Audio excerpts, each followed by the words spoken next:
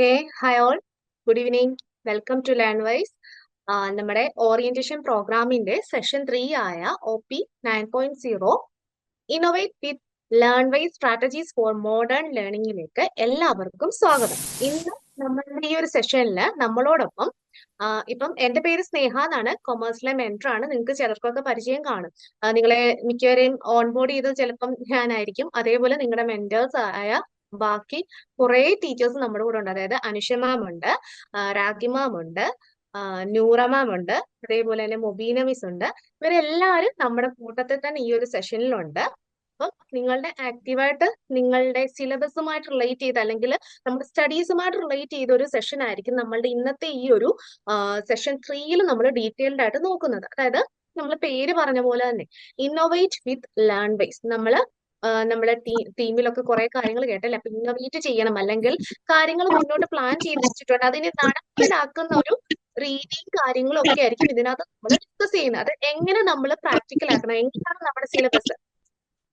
Okay, അപ്പൊ നമുക്ക് മുന്നോട്ട് പോകുമ്പോൾ നമ്മുടെ സിലബസും കാര്യങ്ങളും എങ്ങനെയാണ്, നമ്മുടെ ഈ ഒരു കോഴ്സ് കംപ്ലീറ്റ് ചെയ്യാൻ നമ്മൾ എന്തെല്ലാമാണ് ചെയ്യേണ്ടത്, അങ്ങനെയുള്ള ഇൻ ഡീറ്റെയിൽഡ് ആയിട്ടുള്ള ഒരു സെഷനാണ് നമ്മൾ ഇന്നത്തെ ഈ ഒരു സെഷനിൽ ഡിസ്കസ് ചെയ്യുന്നത്. അപ്പം എല്ലാവരും ശ്രദ്ധിച്ച് എന്തെങ്കിലും ഡൗട്ട്സ് ഉണ്ടെങ്കിൽ നിങ്ങൾക്ക് ചോദിക്കാനുള്ള സമയമൊക്കെ ടൈമൊക്കെ തരുന്നുണ്ട്. അന്നേരം അൺമ്യൂട്ട് ചെയ്ത് നിങ്ങൾ ഡിസ്കസ് ചെയ്യുക. എന്തെങ്കിലും ഡൗട്ട്സ് ഉണ്ടെങ്കിൽ ക്ലിയർ ചെയ്ത് തരാം. അപ്പം ഇൻ ഡീറ്റെയിൽഡ് ആയിട്ട് നിങ്ങളുടെ ഈ ഓരോ സിലബസിന്റെയും ഡീറ്റെയിൽ നിങ്ങൾ ശ്രദ്ധിക്കുക. എന്തെങ്കിലും ഡൗട്ട്സ് ഉണ്ടെങ്കിൽ നമുക്ക് ഡിസ്കസ് ചെയ്ത് തന്നെ ലാസ്റ്റ് പോകാം കേട്ടോ. അപ്പം നമ്മളുടെ സിലബസിന്റെ ഡീറ്റെയിൽസ് ഡിസ്കസ് ചെയ്യാൻ വേണ്ടി അല്ലെങ്കിൽ ഷെയർ ചെയ്യാൻ വേണ്ടി അനുഷ മാമിനെ ഇൻവൈറ്റ് ചെയ്യുകയാണ്. Over to you ma'am. Hello all, so good evening. എൻ്റെ പേര് അനുഷ്യ. ഓക്കെ, ഞാൻ കൊമേഴ്സിലെ മെൻറ്ററാണ്. ആൻഡ് നിങ്ങൾക്കറിയാം, നിങ്ങൾ മുന്നേ നമ്മൾ പരിചയപ്പെട്ടിട്ടുണ്ട്. അതേപോലെ നമ്മൾ കോളിലൂടെയൊക്കെ നമ്മൾ സംസാരിച്ചിട്ടുണ്ട്. സോ ഞാനായിരിക്കും നിങ്ങളുടെ മെൻറ്റർ. ഓക്കെ, സോ ഇനി നമുക്ക് ഡീറ്റെയിൽ ആയിട്ട് ഈ ഒരു BBA കോഴ്സിലെ സിലബസും കാര്യങ്ങളും നമുക്ക് ഡിസ്കസ് ചെയ്യാം.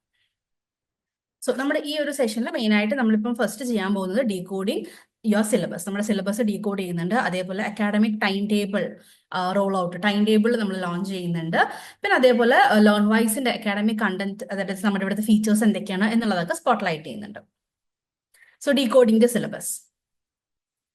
സോ നമുക്ക് മെയിൻലി ദാറ്റ് ഇസ് BBA എന്ന് പറയുകയാണെങ്കിൽ ഇപ്പൊ നമ്മൾ ഈ ഒരു ഇമേജിൽ ഇതിലുണ്ടല്ലോ, അപ്പം ഇതിൽ ഒരുപാട് പേപ്പേഴ്സ് നമ്മൾ കൊടുത്തിട്ടുണ്ട്. അതേപോലെ ഇതിൽ അതിന്റെയൊക്കെ ഓരോന്നിനും കോഡ്, ഓരോ പേപ്പറിന്റെയും കോഡും അവിടെ കൊടുത്തിട്ടുണ്ട്. ആൻഡ് അതേപോലെ അതിന്റെ ക്രെഡിറ്റ്സ് കൊടുത്തിട്ടുണ്ട്. സോ ഇതിലിപ്പം ഒരു പേപ്പർ ഞാൻ BCOC 132 ബിസിനസ് ഓർഗനൈസേഷൻ മാനേജ്മെന്റ് എന്ന് പറയുന്ന പേപ്പർ ആണെങ്കിൽ അതിന് 6 ക്രെഡിറ്റ് ആണ് വരിക. സോ ക്രെഡിറ്റ് എന്ന് പറയുകയാണെങ്കിൽ നമുക്കിപ്പം ഒരു ക്രെഡിറ്റ് പറഞ്ഞാൽ 30 മണിക്കൂറാണ്. നമ്മൾ 30 hours ആണ് ഒരു ക്രെഡിറ്റ് എന്ന് പറഞ്ഞാൽ. അപ്പം അത്രയും നമ്മൾ ടൈം അതിന് വേണ്ടിയിട്ട് അലോട്ട് ചെയ്യണം, അതായത് പഠിക്കാൻ വേണ്ടിയിട്ട് നമ്മൾ മാറ്റിവെക്കണം എന്ന രീതിയിലാണ് പറയുന്നത്. സോ ഒരു ബിസിനസ് ഓർഗനൈസേഷൻ മാനേജ്മെന്റ് എന്ന പേപ്പർ നമ്മൾ ഫുള്ളായി കവർ ചെയ്യണമെങ്കിൽ നമുക്ക് 6 ക്രെഡിറ്റ് ആണ് അങ്ങനെ വരുന്നത്.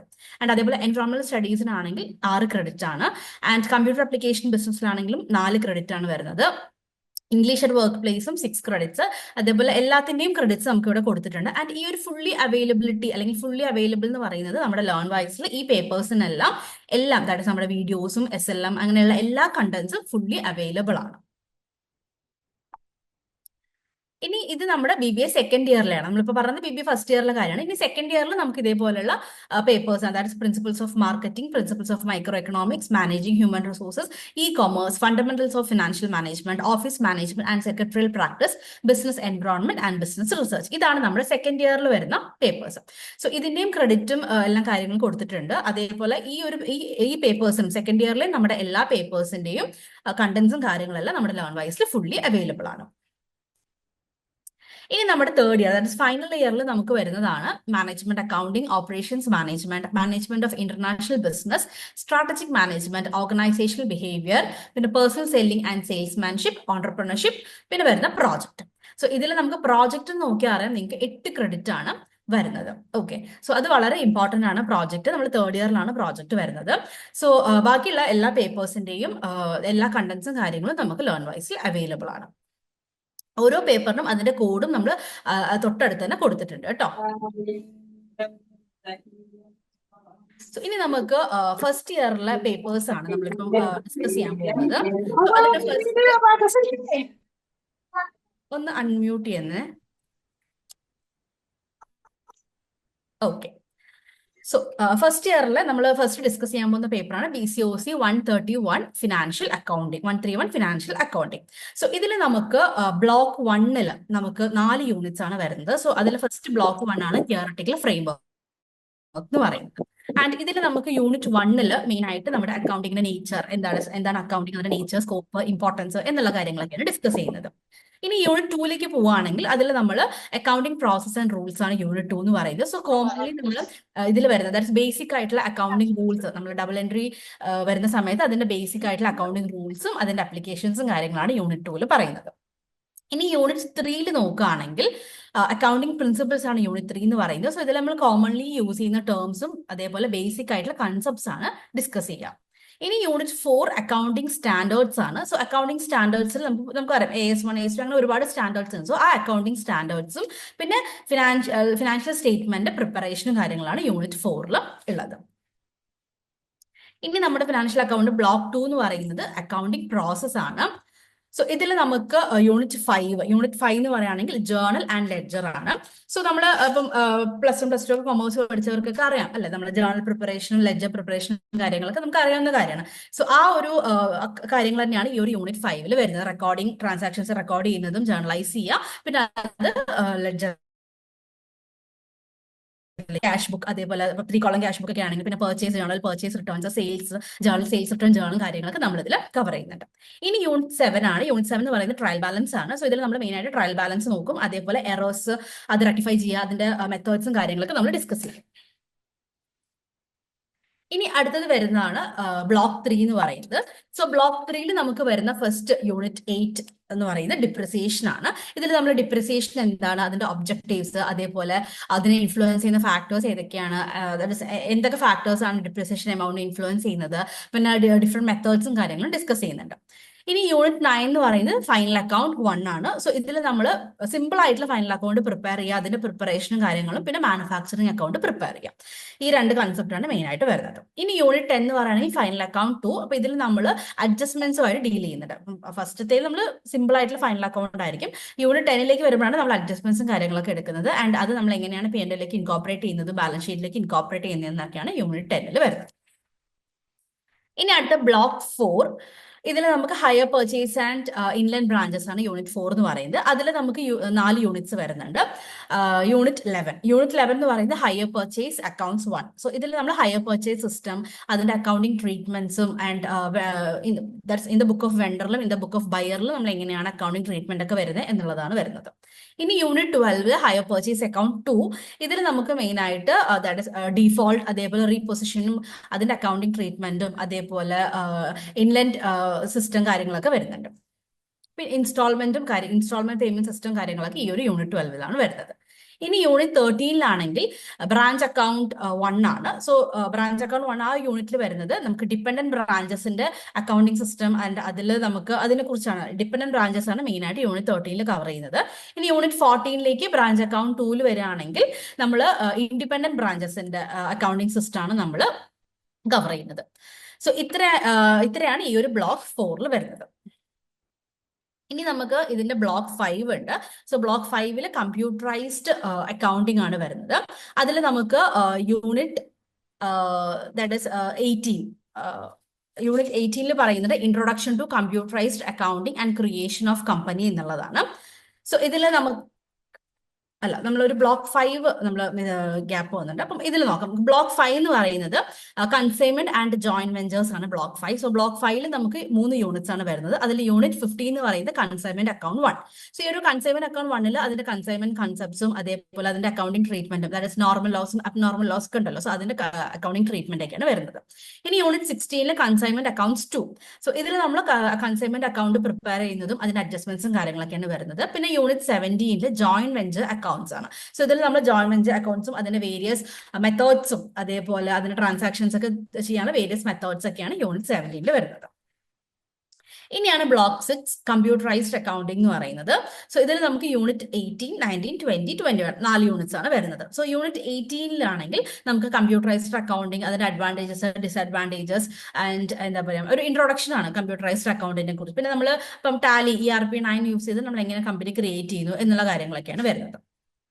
ഇനി 19-ലാണെങ്കിൽ നമ്മൾ ഇപ്പം യൂണിറ്റ് 19-ൽ നമ്മൾ ടാലി ERP9 വെച്ചിട്ട് നമ്മൾ എങ്ങനെയാണ് ലെജർ ക്രിയേറ്റ് ചെയ്യുന്നത്, ഗ്രൂപ്പ് ക്രിയേറ്റ് ചെയ്യുന്നത് എങ്ങനെയാണ്, ആൻഡ് അതെങ്ങനെ ഡിലീറ്റ്, ഓൾട്ടർ, ഡിസ്പ്ലേ ഒക്കെ ചെയ്യുന്നുണ്ട് എന്നുള്ള കാര്യങ്ങളൊക്കെ നോക്കും. പിന്നെ യൂണിറ്റ് 20-ലാണെങ്കിൽ നമ്മൾ വൗച്ചർ ക്രിയേഷനും അതിന്റെ എൻട്രീസും കാര്യങ്ങളൊക്കെയാണ് എല്ലാം റെക്കോർഡ് ചെയ്യുന്നതും ഡിലീറ്റ് ചെയ്യുന്നതും ഓൾട്ടർ ചെയ്യുന്നതൊക്കെ പറയുന്നുണ്ട്. ഇനി യൂണിറ്റ് 21-ലാണെങ്കിൽ പ്രിപ്പറേഷൻ ഓഫ് റിപ്പോർട്ട്സ്, അതായത് balance sheet, profit and loss account, trading account, അല്ലെങ്കിൽ സ്റ്റോക്ക് സമ്മറി, ഡേ ബുക്ക്, ഇതൊക്കെ നമ്മൾ ടാലി ERP9 നമ്മൾ എങ്ങനെയാണ് പ്രിപ്പയർ ചെയ്യുന്നത് എന്നുള്ളതാണ് യൂണിറ്റ് 21-ൽ പറയുന്നത്.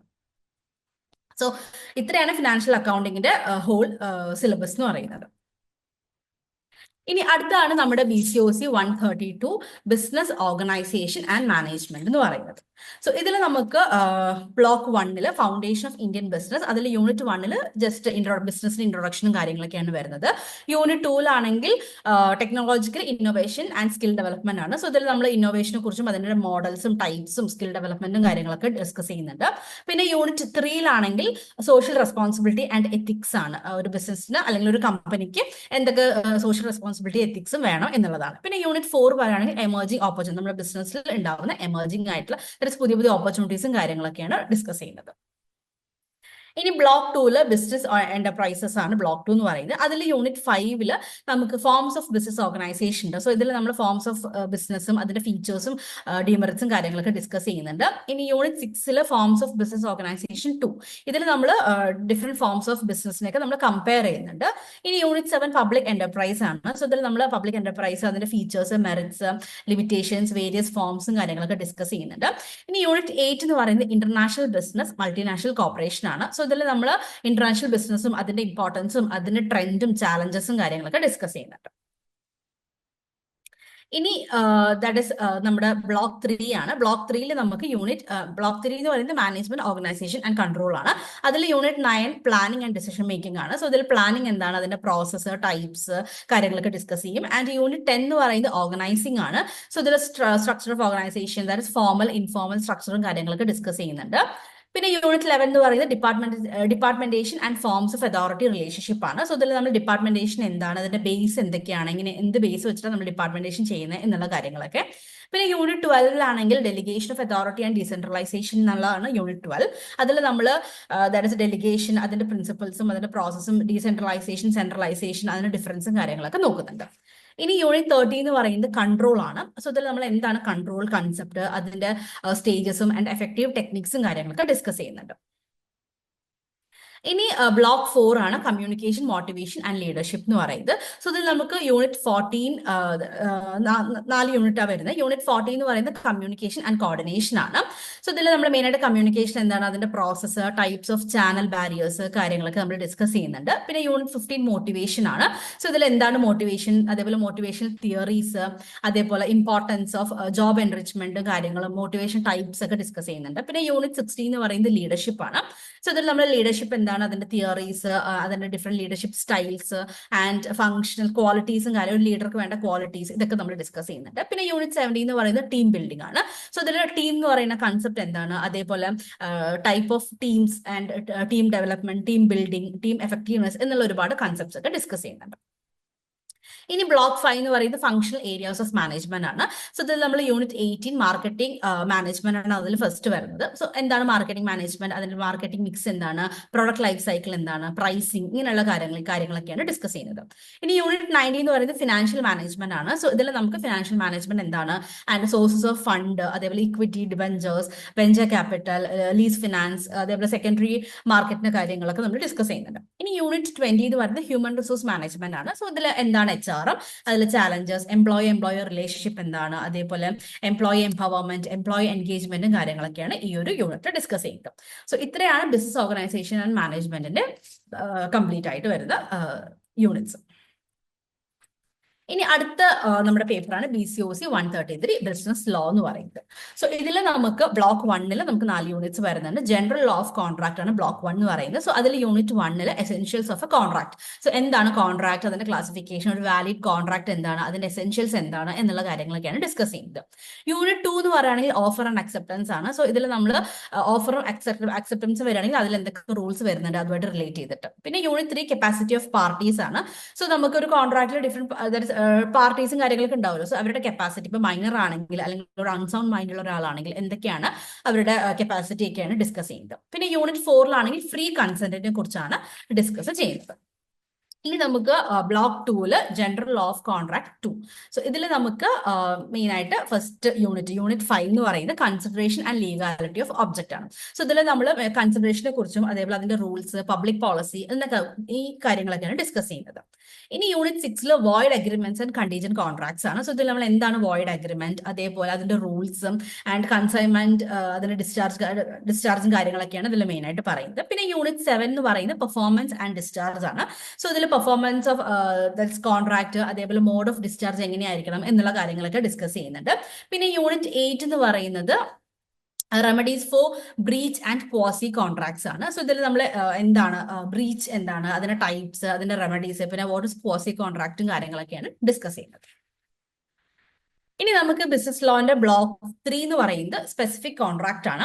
സോ ഇതിൽ നമുക്ക് 3 യൂണിറ്റ്സ് വരുന്നുണ്ട്. Unit 9 indemnity and guarantee. അപ്പം എന്താണ് ഇൻഡെംനിറ്റി അല്ലെങ്കിൽ കോൺട്രാക്ട് ഓഫ് ഇൻഡെംനിറ്റി എന്താണ്, അതേപോലെ കോൺട്രാക്ട് ഓഫ് ഗ്യാരണ്ടി എന്താണ് എന്നുള്ള കാര്യങ്ങളൊക്കെ ഡിസ്കസ് ചെയ്യും.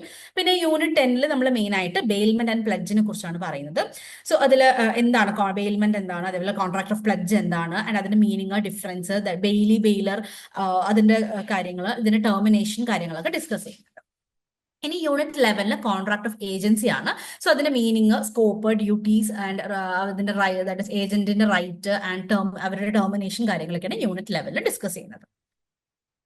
ഇനി ബ്ലോക്ക് 4 പാർട്ട്ണർഷിപ്പ് ആണ്. സോ ഇതിൽ നമുക്ക് 4 യൂണിറ്റ്സ് വരുന്നുണ്ട്. Unit 12 definition and registration of partnership എന്നുള്ളതാണ്. സോ ഇതിൽ നമുക്ക് എന്താണ് പാർട്ട്ണർഷിപ്പ്, അതിന്റെ പ്രൊസീജിയറും, നമ്മൾ പാർട്ട്ണർഷിപ്പ് തുടങ്ങാനുള്ള പ്രൊസീജിയേഴ്സും അതിന്റെ രജിസ്ട്രേഷൻ റിലേറ്റ് ചെയ്തിട്ടുള്ള കാര്യങ്ങളാണ് വരുന്നത്. ഇനി unit 13 right, duties and liabilities of partners. So നമ്മൾ ഇതിൽ മെയിൻ ആയിട്ട് പാർട്ട്നേഴ്സിന്റെ ഡ്യൂട്ടീസ് എന്തൊക്കെയാണ്, അവരുടെ ലയബിലിറ്റി, അവരുടെ റൈറ്റും കാര്യങ്ങളൊക്കെയാണ് ഡിസ്കസ് ചെയ്യുന്നത്.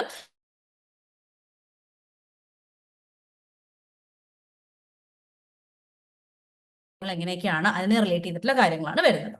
ഇനി യൂണിറ്റ് 15 എന്ന് പറയുകയാണെങ്കിൽ ലിമിറ്റഡ് ലയബിലിറ്റി പാർട്ട്ണർഷിപ്പിനെ കുറിച്ചാണ്, LLP, ഇതിനെ കുറിച്ചാണ് നമ്മൾ മെയിൻ ആയിട്ട് പറയുന്നത്. Next is block 5. അതിലും 4 യൂണിറ്റ്സ് വരുന്നുണ്ട്. ബ്ലോക്ക് 5 എന്ന് പറയുന്നത് സെയിൽ ഓഫ് ഗുഡ്സ് ആണ്. സോ അതിൽ യൂണിറ്റ് 16 എന്ന് പറയുന്നത് nature of contract of sale ആണ്. സോ ഇതിൽ നമ്മൾ കോൺട്രാക്ട് ഓഫ് സെയിലിനെ കുറിച്ചാണ്, അപ്പൊ അതിന്റെ നേച്ചറും കാര്യങ്ങളൊക്കെയാണ് ഇതിൽ പറയുന്നത്.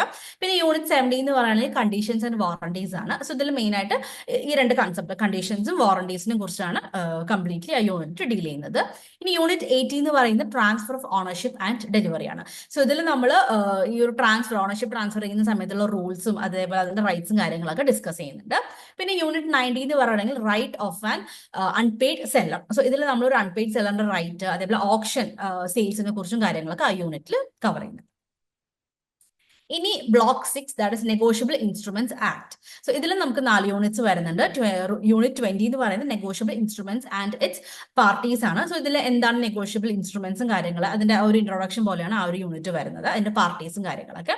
പിന്നെ യൂണിറ്റ് 21 എന്ന് പറയുകയാണെങ്കിൽ promissory note, bill of exchange and cheque. അപ്പം that is different negotiable agreements, അതിന്റെ ഇപ്പം ഈ ഓരോന്നിനെ കുറിച്ചും പറയുന്നുണ്ട്, ആൻഡ് അതിന്റെ ഡിഫറൻസും കാര്യങ്ങളൊക്കെ ഡിസ്കസ് ചെയ്യുന്നുണ്ട്. പിന്നെ യൂണിറ്റ് 22 എന്ന് പറയുന്നത് നെഗോസിയേഷൻ ആണ്. സോ ഇതിൽ നമ്മൾ എന്താണ് നെഗോസിയേഷൻ ആൻഡ് ഇതിന്റെ അല്ലെങ്കിൽ നെഗോസിയേഷനും അഗ്രിമെന്റും തമ്മിലുള്ള ഡിഫറൻസ് എന്തൊക്കെയാണ് എന്നുള്ള കാര്യങ്ങൾ ഡിസ്കസ് ചെയ്യുന്നുണ്ട്. പിന്നെ യൂണിറ്റ് 23 എന്ന് പറയുന്നത് പ്രസന്റ്മെന്റ് ആൻഡ് ഡിസ്ചാർജ് ആണ്. സോ ഇതിൽ നമ്മൾ അക്സെപ്റ്റൻസും അതേപോലെ ഡിസ്ചാർജ് ഓഫ് ലയബിലിറ്റി ഡിസ്ചാർജും തമ്മിലുള്ള അതിന്റെ റിലേഷനും കാര്യങ്ങളൊക്കെയാണ് മെയിൻ ആയിട്ട് ഈ ഒരു യൂണിറ്റിൽ കവർ ചെയ്യുന്നത്. സോ ഇനി നമ്മളൊരു പേപ്പർ എന്ന് പറയുന്നത് ECO07 എലമെന്റ്സ് ഓഫ് സ്റ്റാറ്റിസ്റ്റിക്സ് എന്ന് പറയുന്നത്. സോ ഇതിൽ നമുക്ക് ബ്ലോക്ക് 1 മെയിൻ ആയിട്ട് 4 യൂണിറ്റ്സ് വരുന്നുണ്ട്. Unit 1 meaning and scope of statistics. ഇതിൽ നമ്മൾ ഇൻട്രൊഡക്ഷൻ പോലെ, ദാറ്റ് ഇസ് എന്താണ് സ്റ്റാറ്റിസ്റ്റിക്സ്, അതേപോലെ അതിന്റെ ഫംഗ്ഷൻസ്, ഇമ്പോർട്ടൻസ്, ലിമിറ്റേഷൻസ് കാര്യങ്ങളൊക്കെയാണ് ഡിസ്കസ് ചെയ്യുന്നത്. പിന്നെ unit 2 organising A statistical survey. So ഇതിൽ നമ്മൾ ഒരു സർവേ ഓർഗനൈസ് ചെയ്യുകയാണെങ്കിൽ, നമുക്കിപ്പോൾ ഒരു സ്റ്റാറ്റിസ്റ്റിക്കൽ സർവേ കണ്ടക്ട് ചെയ്യുകയാണെങ്കിൽ എങ്ങനെയൊക്കെയാണ്, അതിന്റെ സ്റ്റെപ്സ് എന്തൊക്കെയാണ്, സോഴ്സ് ഓഫ് ഡാറ്റ ഏതൊക്കെ ആയിരിക്കണം, അതേപോലെ സാമ്പിളിംഗ് മെത്തേഡ്സ്, പിന്നെ law of statistical regularity, law of inertia, ഇങ്ങനെയുള്ള കാര്യങ്ങളൊക്കെയാണ് അതിൽ വരുന്നത്. പിന്നെ unit 3 accuracy, approximation and errors ആണ്. സോ ഇതിൽ നമ്മൾ ഈ ഒരു കൺസെപ്റ്റിനെ കുറിച്ചും, എന്താണ് അക്യുറസി, എന്താണ് അപ്രോക്സിമേഷൻ, പിന്നെ എറേഴ്സ്, നമ്മൾ എറേഴ്സ് എങ്ങനെ കമ്പ്യൂട്ട് ചെയ്യണം, അതേപോലെ ബയസ്ഡ് എറേഴ്സും അൺബയസ്ഡ് എറേഴ്സ് ഒക്കെ ഡിസ്കസ് ചെയ്യും. ഇനി യൂണിറ്റ് 4 എന്ന് പറയുന്നത് റേഷ്യോസ്, പെർസെൻറ്റേജസ് ആൻഡ് റേറ്റ് ആണ്. സോ ഇതിൽ വേരിയസ് സ്റ്റാറ്റിസ്റ്റിക്കൽ ഡെറിവേറ്റീവ്, അതായത് ടൈപ്സ് ഓഫ് റേഷ്യോസ്, അതേപോലെ അതിന്റെ റേഷ്യോസിന്റെ അപ്ലിക്കേഷൻസും ലോഗരിതം, ലോഗ് വാല്യൂ നമ്മൾ എങ്ങനെ കണ്ടുപിടിക്കും എന്നുള്ള കാര്യങ്ങളൊക്കെ ഈ യൂണിറ്റ് 4 വരും. ഇനി ബ്ലോക്ക് 2 എന്ന് പറയുന്നത് collection, classification and presentation of data ആണ്. സോ അതിൽ യൂണിറ്റ് 5 5 യൂണിറ്റ് വരുന്നുണ്ട് ബ്ലോക്ക് 2. സോ അതിൽ യൂണിറ്റ് 5 എന്ന് പറയുന്നത് കളക്ഷൻ ഓഫ് ഡാറ്റ ആണ്. സോ കളക്ഷൻ ഓഫ് ഡാറ്റ എന്ന് പറയുന്നത് നമ്മൾ മെയിനായിട്ട് ഡാറ്റ കളക്ഷൻ, അതിന്റെ പ്രൈമറി മെത്തേഡ്സ് എന്തൊക്കെയാണ്, അതേപോലെ സെക്കൻഡറി ഡാറ്റ കളക്ഷന് വേണ്ടിയിട്ടുള്ള സോഴ്സ് എന്തൊക്കെയാണ്, അതിന്റെ പ്രിക്കോഷൻസും അഡ്വാൻറ്റേജസും ഡിസഡ്വാൻറ്റേജസും ഒക്കെ ഡിസ്കസ് ചെയ്യുന്നുണ്ട്. ഇനി വരുന്നതാണ് യൂണിറ്റ് 6 എന്ന് പറയുന്നത് ക്ലാസിഫിക്കേഷൻ ഓഫ് ഡാറ്റ. സോ ഇതിൽ നമ്മൾ ഇതിന്റെ മീനിങ്, ഡാറ്റ ക്ലാസിഫിക്കേഷന്റെ മീനിങ്, അതേപോലെ അതിന്റെ മെത്തേഡ്സ്, ഫ്രീക്വൻസി ഡിസ്ട്രിബ്യൂഷൻ, ആ കാര്യങ്ങളൊക്കെ ഡിസ്കസ് ചെയ്യുന്നുണ്ട്. ഇനി യൂണിറ്റ് 7 എന്ന് പറയുന്നത് ടാബുലർ പ്രസന്റേഷൻ ആണ്. സോ ഇതിൽ നമ്മൾ ആ ഒരു ടേബിൾ ആക്കുന്നതും അതേപോലെ കൈൻഡ് ഓഫ് ടേബിളും അതിന്റെ സ്റ്റാറ്റിസ്റ്റിക്കൽ ടേബിളിന്റെ കൺസ്ട്രക്ഷൻസും കാര്യങ്ങളൊക്കെയാണ് വരുന്നത്. ഇനി യൂണിറ്റ് 8 എന്ന് പറയുന്നത് ഡയഗ്രമാറ്റിക് റെപ്രസെന്റേഷൻ ആണ്. സോ ഈ ഒരു ഡയഗ്രമാറ്റിക് പ്രസന്റേഷനിൽ നമ്മൾ ടൈപ്സ് ഓഫ് ഡയഗ്രാംസ്, അതേപോലെ 1 ഡയമെൻഷണൽ ഡയഗ്രാം, 2 ഡയമെൻഷണൽ ഡയഗ്രാംസിനെ കുറിച്ചൊക്കെ ഡിസ്കസ് ചെയ്യുന്നുണ്ട്. ആൻഡ് യൂണിറ്റ് 9 എന്ന് പറയുന്നത് ഗ്രാഫിക് പ്രസന്റേഷൻ ആണ്. സോ ഇതിൽ നമ്മൾ ഗ്രാഫ് പ്രിപ്പയർ ചെയ്യുക, അതിൽ ഹിസ്റ്റോഗ്രാംസ് ഒക്കെ വരും, ആൻഡ് ടൈപ്സ് ഓഫ് ഹിസ്റ്റോഗ്രാംസ്, അതേപോലെ ടൈപ്സ് ഓഫ് ഫ്രീക്വൻസി ഡിസ്ട്രിബ്യൂഷൻ ഗ്രാഫുകൾ, അതേപോലെ പോളിഗൺ കർവും കാര്യങ്ങളൊക്കെ നമ്മൾ ഇതിൽ വരുന്നുണ്ട്. അടുത്തത് വരുന്നതാണ് block 3, that is measures of central tendency എന്ന് പറയുന്നത്. അതിൽ യൂണിറ്റ് 10, 11, 12, 13 ആണ് വരുന്നത്. ആൻഡ് യൂണിറ്റ് 10 എന്ന് പറയുന്നത് concept of central tendency and mean. So ഈ ഒരു യൂണിറ്റ് 10 നമ്മൾ മീൻ എന്താണ്, സെൻട്രൽ ടെൻഡൻസി, അതേപോലെ വെയ്റ്റഡ് അരിത്മെറ്റിക് മീനിങ് കാര്യങ്ങളൊക്കെ ഡിസ്കസ് ചെയ്യുന്നുണ്ട്. ഇനി യൂണിറ്റ് 11 എന്ന് പറയുന്നത് മീഡിയൻ ആണ്. സോ എന്താണ് മീഡിയൻ, അതിന്റെ computation, properties, merits, demerits and partition value, അതിന്റെ ഗ്രാഫിക്കൽ റെപ്രസെന്റേഷൻ ഒക്കെയാണ് വരുന്നത്. പിന്നെ വരുന്ന യൂണിറ്റ് 12 ആണ്. അത് യൂണിറ്റ് 12 എന്ന് പറയുന്നത് മോഡിനെ കുറിച്ചാണ് വരുന്നത്. സോ എന്താണ് മോഡ്, അതിന്റെ കമ്പ്യൂട്ടേഷൻ എങ്ങനെയാണ്, എങ്ങനെ നമ്മൾ കണ്ടുപിടിക്കും, അതിന്റെ ഗ്രാഫിക്കൽ ഡിറ്റർമിനേഷനും മെറിറ്റ്സും ഡിമെറിറ്റ്സും ആണ് ഡിസ്കസ് ചെയ്യുന്നത്. ഇനി യൂണിറ്റ് 13 എന്ന് പറയുന്നത് geometric, harmonic and moving averages ആണ്. സോ ഇതിൽ എന്താണ് ജോമെട്രിക് മീൻ, ഹാർമോണിക് മീൻ എന്താണ്, മൂവിംഗ് ആവറേജസ് എന്തൊക്കെയാണ് എന്നുള്ളതൊക്കെയാണ് വരുന്നത്. ഇനി ബ്ലോക്ക് 4 എന്ന് പറയുന്നത് measures of dispersion and skewness ആണ്. സോ ഇതിൽ നമുക്ക് 3 യൂണിറ്റ്സ് വരുന്നുണ്ട്. That is unit 14, 15, 16. So unit 14 എന്ന് പറയുന്നത് മെഷേഴ്സ് ഓഫ് ഡിസ്പെർഷൻ 1. ഇതിൽ നമ്മുടെ ഡിസ്പെർഷൻ എന്താണ്, അതേപോലെ അതിന്റെ significance, properties and absolute and relative measures, അതിന്റെ range, quartile deviation, mean deviation ഒക്കെയാണ് ഡിസ്കസ് ചെയ്യുന്നത്. ഇനി യൂണിറ്റ് 15 എന്ന് പറയുന്നത് മെഷേഴ്സ് ഓഫ് ഡിസ്പെർഷൻ 2 ആണ്. സോ ഇതിൽ standard deviation, Lawrence curve, coefficient of variation ഒക്കെയാണ് വരുന്നത്. ഇനി അടുത്തത് unit 16, that is measures of skewness. So ഇതിൽ സ്ക്യൂനെസ്, അതിന്റെ പോസിറ്റീവ്, നെഗറ്റീവ് സ്ക്യൂനെസും അതിന്റെ ടെസ്റ്റും അതിന്റെ മെഷേഴ്സും കാര്യങ്ങളൊക്കെയാണ് ഈ ഒരു യൂണിറ്റിൽ വരുന്നത്. സോ ഇത്രയും യൂണിറ്റ്സ് ആണ് ഈ ഒരു എലമെന്റ് ഓഫ് സ്റ്റാറ്റിസ്റ്റിക്സിൽ വരുന്നത്. നെക്സ്റ്റ് നമ്മുടെ ഒരു പേപ്പറാണ് BRL 113 ബിസിനസ് എത്തിക്സ് എന്ന് പറയുന്നത്. സോ ഇതിൽ നമുക്ക് unit 1 introduction to business ethics ആണ്. സോ ഇതിൽ അതിന്റെ ബേസിക് ആയിട്ടുള്ള കൺസെപ്റ്റും ഫീച്ചേഴ്സ്, പ്രിൻസിപ്പൽസ്, അതിന്റെ അപ്രോച്ചസ് ഒക്കെയാണ് വരുന്നത്. പിന്നെ യൂണിറ്റ് 2 എന്ന് പറയുന്നത് fair trade practices and retail business ആണ്. സോ നമ്മളൊരു റീറ്റെയിൽ ബിസിനസ് ചെയ്യുന്ന സമയത്ത് ഫെയർ ആയിട്ടുള്ള ട്രേഡ് പ്രാക്ടീസസ് എന്തൊക്കെയാണ് എന്നുള്ളതാണ്. പിന്നെ യൂണിറ്റ് 3 എന്ന് പറയുന്നത് consumer privacy and data protection in retail, that is ethical consideration. So ഇത് നമ്മൾ ഡാറ്റ കളക്ടിങ്ങിനും അല്ലെങ്കിൽ ഡാറ്റാസ് ഒക്കെ റെക്കോർഡ് ചെയ്യുമ്പോഴും ഡാറ്റ പ്രൊട്ടക്ഷൻ, അത് ആ ഒരു കൺസ്യൂമർ ഡാറ്റ പ്രൊട്ടക്ഷനും കാര്യങ്ങളൊക്കെയാണ് വരുന്നത്. ഇനി unit 4 ethical practices in products 1 ആണ്. സോ ഇതിൽ നമ്മൾ ലേബലിംഗിലും അതേപോലെ ലേബലിംഗ് ചെയ്യുന്ന സമയത്ത് നമ്മൾ ഫോളോ ചെയ്യേണ്ട എത്തിക്സും അതിന്റെ സേഫ്റ്റിയും കാര്യങ്ങളൊക്കെ പറയുന്നുണ്ട്. Unit 5 ethical practices in product 2. So ഇതിൽ നമ്മൾ ഒരു റീറ്റെയിൽ നോക്കുകയാണെങ്കിൽ ഒരു സോഷ്യൽ റെസ്പോൺസിബിലിറ്റി എന്താണ് റീറ്റെയിലറുടെ എന്നുള്ള കാര്യമാണ് പറയുന്നത്. പിന്നെ unit 6 ethical practices in pricing ആണ്.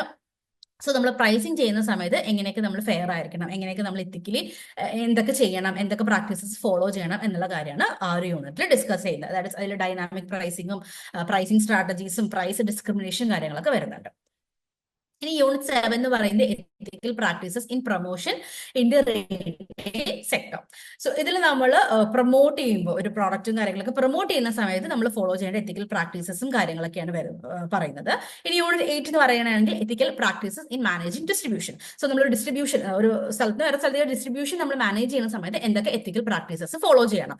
ആൻഡ് അതിൽ നമുക്കിപ്പം മെയിൻ ആയിട്ട് വെണ്ടർ സെലക്ഷന്റെ കാര്യത്തിലാണെങ്കിലും ഇൻവെന്ററി മാനേജ്മെന്റ് അതിൽ വരുന്നുണ്ട്. ഇനി യൂണിറ്റ് 9 എന്ന് പറയുകയാണെങ്കിൽ ethical practices four employees, that is work പ്ലേസിൽ അവിടുത്തെ സേഫ്റ്റി, അതേപോലെ ഒക്കുപേഷണൽ ഹെൽത്തും കാര്യങ്ങളൊക്കെയാണ് ആ ഒരു യൂണിറ്റിൽ കവർ ആവുന്നത്. ഇനി യൂണിറ്റ് 10 എന്ന് പറയുകയാണെങ്കിൽ ethical practices in social and എൻവയോൺമെന്റൽ responsibilities in retail business. So ഇതിൽ മെയിൻ ആയിട്ട് CSR സ്ട്രാറ്റജിയാണ്. ദാറ്റ് ഇസ് നമ്മുടെ കോർപ്പറേറ്റ് CSR, ദാറ്റ് ഇസ് ആ ഒരു CSR സ്ട്രാറ്റജീസും കാര്യങ്ങളൊക്കെയാണ് അതിൽ മെയിൻ ആയിട്ട് വരുന്നത്. ഇനി അടുത്തത് യൂണിറ്റ് ദാറ്റ് ഇസ് 11 എന്ന് പറയുന്നത് കസ്റ്റമർ സർവീസ്, അതേപോലെ അതിന്റെ കംപ്ലൈൻസ്, ഗ്രീവൻസസും കാര്യങ്ങളും അതിന്റെ സൊല്യൂഷൻസും കാര്യങ്ങളൊക്കെയാണ് unit 11 ethical practice in customer service. Unit 12 എന്ന് പറയുന്നത് എത്തിക്കൽ practices in managing health, safety and occupation ആണ്. അപ്പൊ ഇതിൽ മെയിൻ ആയിട്ട് നമ്മുടെ സേഫ്റ്റിയും അതേപോലെ ഓക്കുപേഷണൽ ഹസാർഡ്സും കാര്യങ്ങളൊക്കെ ഉണ്ടെങ്കിൽ അതിന്റെ കാര്യങ്ങളും അതേപോലെ അതുമായിട്ട് റിലേറ്റ് ചെയ്ത് നമ്മുടെ ഹെൽത്തുമായിട്ട് റിലേറ്റ് ചെയ്തിട്ടുള്ള എത്തിക്കൽ പ്രാക്ടീസസും കാര്യങ്ങളൊക്കെ എങ്ങനെയായിരിക്കണം, ഒരു സേഫ്റ്റി കാര്യങ്ങളൊക്കെ എങ്ങനെയായിരിക്കണം എന്നാണ് യൂണിറ്റ് 12 വരുന്നത്. ഇനി അടുത്ത നമ്മുടെ ഒരു പേപ്പറാണ് BEGLA 136 English at work place എന്ന് പറയുന്നത്. സോ നമ്മുടെ ഡേ ടു ഡേ നമ്മുടെ ലൈഫിൽ നമ്മൾ പ്രാക്ടിക്കലി നമ്മൾ യൂസ് ചെയ്ത് പോകുന്ന കുറെ കാര്യങ്ങൾ നമുക്ക് ഇതിൽ ഈ ഒരു പേപ്പറിൽ നമുക്ക് കാണാൻ പറ്റും. സോ അതിൽ ബ്ലോക്ക് 1 എന്ന് പറയുകയാണെങ്കിൽ exploring the job market. So ഇതിൽ നമ്മൾ ഈ ഒരു ബ്ലോക്ക് 1-ൽ 4 യൂണിറ്റ്സ് വരുന്നുണ്ട്. അതിൽ യൂണിറ്റ് 1 എന്ന് പറയുകയാണെങ്കിൽ നമ്മളെ തന്നെ നമ്മൾ പ്രൊഫൈൽ ചെയ്യുക എന്നുള്ളതാണ് വരുന്നത്. പിന്നെ യൂണിറ്റ് 2-ൽ നമ്മളൊരു ജോബ് സെർച്ച് ചെയ്യുമ്പോൾ എന്തൊക്കെ കാര്യങ്ങൾ അതിനെ റിലേറ്റ് ചെയ്തിട്ടൊക്കെയാണ്. പിന്നെ യൂണിറ്റ് 3-ൽ ഒരു ജോബ് അഡ്വർടൈസ്മെന്റ് കാണുമ്പോൾ നമ്മൾ അതിനെ റെസ്പോണ്ട് ചെയ്യുന്നതും അതിന് റിലേറ്റ് ചെയ്തിട്ടുള്ള എങ്ങനെ റെസ്പോണ്ട് ചെയ്യണം, എന്തൊക്കെ കാര്യങ്ങൾ ശ്രദ്ധിക്കണം എന്നുള്ളതൊക്കെയാണ്. പിന്നെ യൂണിറ്റ് 4 എന്ന് പറയുകയാണെങ്കിൽ ഒരു ജോബിന് വേണ്ടി നമ്മൾ പ്രിപ്പയർ ചെയ്യുക എന്നുള്ളത്. അപ്പോൾ എന്തൊക്കെ രീതിയിൽ നമ്മൾ പ്രിപ്പറേഷൻ ചെയ്യണം, എങ്ങനെയൊക്കെ പ്രിപ്പയർ ചെയ്യാം എന്നുള്ള കാര്യങ്ങൾ യൂണിറ്റ് 4-ൽ വരുന്നുണ്ട്. ഇനി ബ്ലോക്ക് 2-ൽ that is preparing for job interview ആണ്. സോ ഇതിൽ നമ്മൾ ഒരു ജോബ് ഇന്റർവ്യൂവിന് പോകുമ്പോൾ നമ്മൾ എങ്ങനെ പ്രിപ്പയർ ചെയ്യണം എന്നുള്ള കാര്യങ്ങളൊക്കെയാണ് ഈ ഒരു ബ്ലോക്കിൽ വരുന്നത്. അപ്പൊ അതിൽ യൂണിറ്റ് 5-ൽ യൂസിംഗ് ബോഡി ലാംഗ്വേജ്, നമ്മൾ ഒരു ജോബ് ഇന്റർവ്യൂവിന് പോകുമ്പോൾ നമ്മുടെ ബോഡി ലാംഗ്വേജ് എങ്ങനെയായിരിക്കണം എന്നുള്ള കാര്യങ്ങളൊക്കെ ഡിസ്കസ് ചെയ്യുന്നുണ്ട്. യൂണിറ്റ് 6-ൽ പോർട്ട്ഫോളിയോ മേക്കിംഗ് ആണ്, നമ്മുടെ പോർട്ട്ഫോളിയോ മേക്കിങ്ങിനെ കുറിച്ച് പറയുന്നുണ്ട്. യൂണിറ്റ് 7-ലാണെങ്കിൽ നമ്മുടെ ഒരു CV എങ്ങനെ എഴുതണം, അതിൽ എന്തൊക്കെ കാര്യങ്ങൾ ശ്രദ്ധിക്കണം എന്നുള്ളതൊക്കെയാണ് വരുന്നത്. യൂണിറ്റ് 8-ൽ പറയുകയാണെങ്കിൽ ഒരു ഫേസ് ടു ഫേസ് ഇന്റർവ്യൂവിന് നമ്മൾ പോകുന്ന സമയത്ത് എങ്ങനെ പ്രിപ്പയർ ചെയ്യണം, എന്തൊക്കെ കാര്യങ്ങൾ ശ്രദ്ധിക്കണം, എങ്ങനെയൊക്കെയാണ് അതിന്റെ കാര്യങ്ങളൊക്കെയാണ് യൂണിറ്റ് 8-ൽ പറയുന്നത്. ഇനി അടുത്തത് ബ്ലോക്ക് 3 എന്ന് പറയുകയാണെങ്കിൽ skill for the work place 1 ആണ്. സോ ഇതിൽ നമ്മൾ യൂണിറ്റ് 9-ൽ അതായത് നമ്മൾ ബേസിക് ആയിട്ട് നമുക്ക് വേണ്ട എറ്റിക്വിറ്റും അതേപോലെ കൾച്ചറൽ അവയർനെസ്സും ജെൻഡർ പെർസെപ്ഷൻസും കാര്യങ്ങളൊക്കെയാണ് വരുന്നത്. അപ്പൊ ഇതിൽ ക്രോസ് കൾച്ചറൽ ഇന്ററാക്ഷനും അതേപോലെ കസ്റ്റമർ സർവീസ്, കസ്റ്റമർ റിലേറ്റഡ് ചെയ്തിട്ടുള്ള വർക്ക് എത്തിക്സും കാര്യങ്ങളൊക്കെ വരുന്നുണ്ട്. ഇനി യൂണിറ്റ് 10-ൽ നമ്മൾ കസ്റ്റമേഴ്സിനെ മനസ്സിലാക്കുക, അതായത് നമ്മൾ പ്രോപ്പർ ഒരു കസ്റ്റമറെ നമ്മൾ മനസ്സിലാക്കേണ്ട കാര്യങ്ങൾ, അതിന്റെ ഇമ്പോർട്ടൻസും കാര്യങ്ങളൊക്കെയാണ്. യൂണിറ്റ് 11-ലെ കസ്റ്റമർ സർവീസ് എന്താണ്, അതിന്റെ എസെൻഷ്യൽസും കാര്യങ്ങളും പറയുന്നുണ്ട്. ആൻഡ് യൂണിറ്റ് 12-ൽ വർക്ക് എത്തിക്സിനെ റിലേറ്റ് ചെയ്തിട്ടാണ് പോകുന്നത്. ഇനി ബ്ലോക്ക് 4 എന്ന് പറയുകയാണെങ്കിൽ skill for the work place 2 ആണ്. സോ ഇതിൽ നമ്മൾ ഈ ഒരു ബ്ലോക്കിൽ 4 യൂണിറ്റിൽ യൂണിറ്റ് 13 എന്ന് പറയുകയാണെങ്കിൽ നമ്മൾ പാർട്ടിസിപ്പേറ്റിംഗ് ഇൻ ഡിസ്കഷൻസ്, ഒരു ഡിസ്കഷൻസ് കാര്യങ്ങൾക്ക് നമ്മൾ പാർട്ടിസിപ്പേറ്റ് ചെയ്യുമ്പോൾ എന്തൊക്കെ കാര്യങ്ങൾ നോക്കണം എന്നുള്ളതാണ്. പിന്നെ യൂണിറ്റ് 14-ൽ പ്രസന്റേഷൻ മേക്കിംഗ്. അപ്പം ഒരു പ്രസന്റേഷൻ ഒക്കെ നമ്മൾ ജോബിന്റെ ആവശ്യത്തിനും അല്ലെങ്കിൽ വർക്ക് ആവശ്യത്തിനും നമ്മൾ പ്രസന്റേഷൻസ് ഒക്കെ പ്രിപ്പയർ ചെയ്യേണ്ടി വരും. സോ അങ്ങനെ പ്രിപ്പയർ ചെയ്യുമ്പോൾ നമ്മൾ എന്തൊക്കെ കാര്യങ്ങളാണ് അതിൽ ശ്രദ്ധിക്കേണ്ടത് എന്നുള്ളത്. പിന്നെ യൂണിറ്റ് 15-ൽ ബിസിനസ് ലെറ്റേഴ്സ് അതിനെ കുറിച്ചാണ്. സോ എന്താണ് ബിസിനസ് ലെറ്റേഴ്സ്, അത് എങ്ങനെ എഴുതാം എന്നുള്ള കാര്യങ്ങളൊക്കെയാണ് പറയുന്നത്. യൂണിറ്റ് 16-ലാണെങ്കിൽ ബിസിനസ് ഇമെയിൽസിനെ കുറിച്ചാണ്. അപ്പം എന്താണ് ബിസിനസ് ഇമെയിൽസും അത് എഴുതുന്ന സമയത്ത് എന്തൊക്കെ കാര്യങ്ങൾ ശ്രദ്ധിക്കണം എന്നുള്ളതൊക്കെയാണ് യൂണിറ്റ് 16-ൽ വരുന്നത്. ഇനി അടുത്ത പേപ്പറാണ് DVAE 181 എൻവയോൺമെന്റൽ സ്റ്റഡീസ് എന്നുള്ള പേപ്പർ. സോ ഇതിൽ നമുക്ക് ബ്ലോക്ക് 1, ബ്ലോക്ക് 2. 1 എന്ന് പറയുകയാണെങ്കിൽ 3 യൂണിറ്റ് ആണ് വരുന്നത്. Unit 1 our environment. സോ എന്താണ് എൻവയോൺമെന്റ്, അതേപോലെ അതിന്റെ കമ്പോണൻസ് എന്തൊക്കെയാണ്, ടൈപ്സും ആൻഡ് സസ്റ്റൈനബിലിറ്റി എന്താണ്, അതിന്റെ കൺസെപ്റ്റും കാര്യങ്ങളൊക്കെ ഡിസ്കസ് ചെയ്യുന്നുണ്ട്. പിന്നെ യൂണിറ്റ് 2 എന്ന് പറയുന്നത് എക്കോസിസ്റ്റം ആണ്. സോ എന്താണ് എക്കോസിസ്റ്റം, അതിന്റെ കമ്പോണൻസും ഫംഗ്ഷൻസ് ഒക്കെയാണ് യൂണിറ്റ് 2 ഡിസ്കസ് ചെയ്യുന്നത്. യൂണിറ്റ് 3 എന്ന് പറയുന്നത് മേജർ എക്കോസിസ്റ്റംസ് ആണ്. സോ ഇതിൽ മെയിൻ ആയിട്ട് ഫോറസ്റ്റ്, അതേപോലെ ഗ്രാസ് ലാൻഡ്, ഡെസേർട്ട്, അക്വാറ്റിക് ആയിട്ടുള്ള മേജർ എക്കോസിസ്റ്റത്തിനെ കുറിച്ച് ഡിസ്കസ് ചെയ്യുന്നുണ്ട്. ഇനി ബ്ലോക്ക് 2 എന്ന് പറയുന്നത് നാച്ചുറൽ റിസോഴ്സസ് ആണ്. അതിൽ യൂണിറ്റ് 4-ൽ ലാൻഡ് ആൻഡ് വാട്ടർ റിസോഴ്സസ് ആണ്. അപ്പം ദാറ്റ് ഇസ് എന്താണ് അതിന്റെ റിന്യൂവബിൾ, നോൺ റിന്യൂവബിൾ റിസോഴ്സും കാര്യങ്ങളൊക്കെ ഡിസ്കസ് ചെയ്യുന്നുണ്ട്. പിന്നെ യൂണിറ്റ് 5-ൽ ഫോറസ്റ്റ് റിസോഴ്സസ് ആണ്. സോ അതിനെ റിലേറ്റ് ചെയ്തിട്ട് ഡീഫോറസ്റ്റേഷൻ, മൈനിങ്ങിന് അതുണ്ടാവും, മൈനിങ് ചെയ്യുമ്പോഴുള്ള ഇമ്പാക്ട്, കൺസർവേഷൻ കാര്യങ്ങളൊക്കെയാണ് ഡിസ്കസ് ചെയ്യുന്നത്. പിന്നെ യൂണിറ്റ് 6 എന്ന് പറയുന്നത് ബയോഡൈവേഴ്സിറ്റി, വാല്യൂസ് ആൻഡ് സർവീസസ് ആണ്. സോ ഇതിൽ എന്താണ് ബയോഡൈവേഴ്സിറ്റി, അതിന്റെ ലെവൽസ്, സോൺസും അതിന്റെ ഹോട്ട് സ്പോട്ട്സും കാര്യങ്ങളൊക്കെ ഡിസ്കസ് ചെയ്യുന്നുണ്ട്. ഇനി യൂണിറ്റ് 7 എന്ന് പറയുന്നത് എനർജി റിസോഴ്സസ് ആണ്. സോ ഇതിൽ നമ്മൾ എന്താണ് എനർജി, അതേപോലെ എനർജി ഡിമാൻഡും ഫ്യൂച്ചർ എനർജി നീഡ്സും അതിന്റെ കൺസർവേഷനും കാര്യങ്ങളൊക്കെയാണ് ഡിസ്കസ് ചെയ്യുന്നത്. ഇനി അടുത്ത ബ്ലോക്ക് 3 ആണ്. So block 3 environmental issues and concerns ആണ്. സോ അതിൽ യൂണിറ്റ് 8 എന്ന് പറയുന്നത് biodiversity threat and conservation. So ഇതിൽ മെയിൻ ആയിട്ട് ബയോഡൈവേഴ്സിറ്റിയിൽ ഉണ്ടാവുന്ന എന്തൊക്കെ ത്രെട്ടും കാര്യങ്ങളൊക്കെ വരുന്നുണ്ട് ആൻഡ് അതിന്റെ എങ്ങനെ നമുക്ക് കൺസേർവ് ചെയ്യാം എന്നുള്ള കാര്യങ്ങളൊക്കെ ഡിസ്കസ് ചെയ്യുന്നുണ്ട്. പിന്നെ യൂണിറ്റ് 9 എന്ന് പറയുന്നത് എൻവിറോൺമെന്റൽ പൊല്യൂഷൻ ആൻഡ് ഹസാർഡ്സ് ആണ്. സോ ഇതിൽ നമ്മൾ എന്താണ് പൊല്യൂഷൻ, അതേപോലെ ഹ്യൂമൻ ഹെൽത്തിൽ എത്രത്തോളം പൊല്യൂഷൻ എങ്ങനെ നമുക്ക് അത് എഫക്ട് ചെയ്യുന്നുണ്ട്, അതേപോലെ ടൈപ്പ് ഓഫ് പൊല്യൂട്ടൻസ് എന്തൊക്കെയാണ് എന്നുള്ള കാര്യങ്ങളൊക്കെ ഡിസ്കസ് ചെയ്ത് പോകുന്നുണ്ട്. പിന്നെ യൂണിറ്റ് 10 എന്ന് പറയുന്നത് വേസ്റ്റ് മാനേജ്മെന്റ് ആണ്. സോ ഇതിൽ നമ്മൾ എങ്ങനെ നമ്മൾ വേസ്റ്റ് മാനേജ് ചെയ്യണം, അതിന്റെ ഡിസ്പോസൽ കാര്യങ്ങൾ എങ്ങനെയായിരിക്കണം, ഹസാർഡസ് വേസ്റ്റിന്റെ ക്ലാസിഫിക്കേഷൻസും കാര്യങ്ങളൊക്കെ പറയുന്നുണ്ട്. ഈ യൂണിറ്റ് 11 എന്ന് പറയുന്നത് ഗ്ലോബൽ എൻവിറോൺമെന്റൽ ഇഷ്യൂസ് ആണ്. സോ അതിൽ ഗ്ലോബൽ വാർമിങ്ങും അതേപോലെ ozone layer depletion, acid rain എന്നുള്ള കൺസെപ്റ്റും കാര്യങ്ങളൊക്കെയാണ് യൂണിറ്റ് 11 കവർ ആവുന്നത്. ഇനി അടുത്ത ബ്ലോക്ക് 4 എന്ന് പറയുന്നത് protecting environment policies and practices. So നമ്മൾ എൻവിറോൺമെന്റിനെ പ്രൊട്ടക്ട് ചെയ്യാൻ വേണ്ടിയിട്ട് ഡിഫറെന്റ് പോളിസീസും അതിന്റെ പ്രാക്ടീസസും കാര്യങ്ങളാണ് ഈ ബ്ലോക്ക് 4 വരുന്നത്. സോ അതിൽ യൂണിറ്റ് 12 എന്ന് പറയുന്നത് എൻവിറോൺമെന്റൽ ലെജിസ്ലേഷൻ ആണ്. സോ ഇതിൽ നാഷണൽ ആയിട്ടുള്ള ലെജിസ്ലേഷൻസും ഇന്റർനാഷണൽ ലെവലിൽ വരുന്നതും അതേപോലെ ഇതൊക്കെ എൻഫോഴ്സ് ചെയ്യുന്ന ഇഷ്യൂസും അതിന്റെ മോണിറ്ററിങ്ങും കാര്യങ്ങളൊക്കെ പറയുന്നുണ്ട്. പിന്നെ യൂണിറ്റ് 13 എന്ന് പറയുന്നത് ഹ്യൂമൻ കമ്മ്യൂണിറ്റീസ് ആൻഡ് എൻവിറോൺമെന്റ് ആണ്. സോ ഇതിൽ നമ്മൾ ഹ്യൂമൻ പോപ്പുലേഷന്റെ ഗ്രോത്ത്, അതേപോലെ human health and human welfare, അതേപോലെ നാച്ചുറൽ ഡിസാസ്റ്റേഴ്സും ഡിസാസ്റ്റർ മാനേജ്മെന്റും കാര്യങ്ങളൊക്കെ ഡിസ്കസ് ചെയ്യുന്നുണ്ട്. ഇനി യൂണിറ്റ് 14 എന്ന് പറയുന്നത് എൻവിറോൺമെന്റൽ എത്തിക്സ് ആണ്. സോ ഇതിൽ നമ്മൾ എത്തിക്കൽ യൂസും അതേപോലെ എൻവിറോൺമെന്റൽ ഇക്വിറ്റി, അതേപോലെ എൻവിറോൺമെന്റൽ ജസ്റ്റിസ്, എൻവിറോൺമെന്റൽ അവയർനെസ്സും കാര്യങ്ങളൊക്കെയാണ് നമ്മൾ ഈ ഒരു യൂണിറ്റിൽ ഡിസ്കസ് ചെയ്യുന്നത്. സോ ഇത്രയാണ് എൻവിറോൺമെന്റൽ സ്റ്റഡീസിൽ വരുന്ന ബ്ലോക്കുകൾ.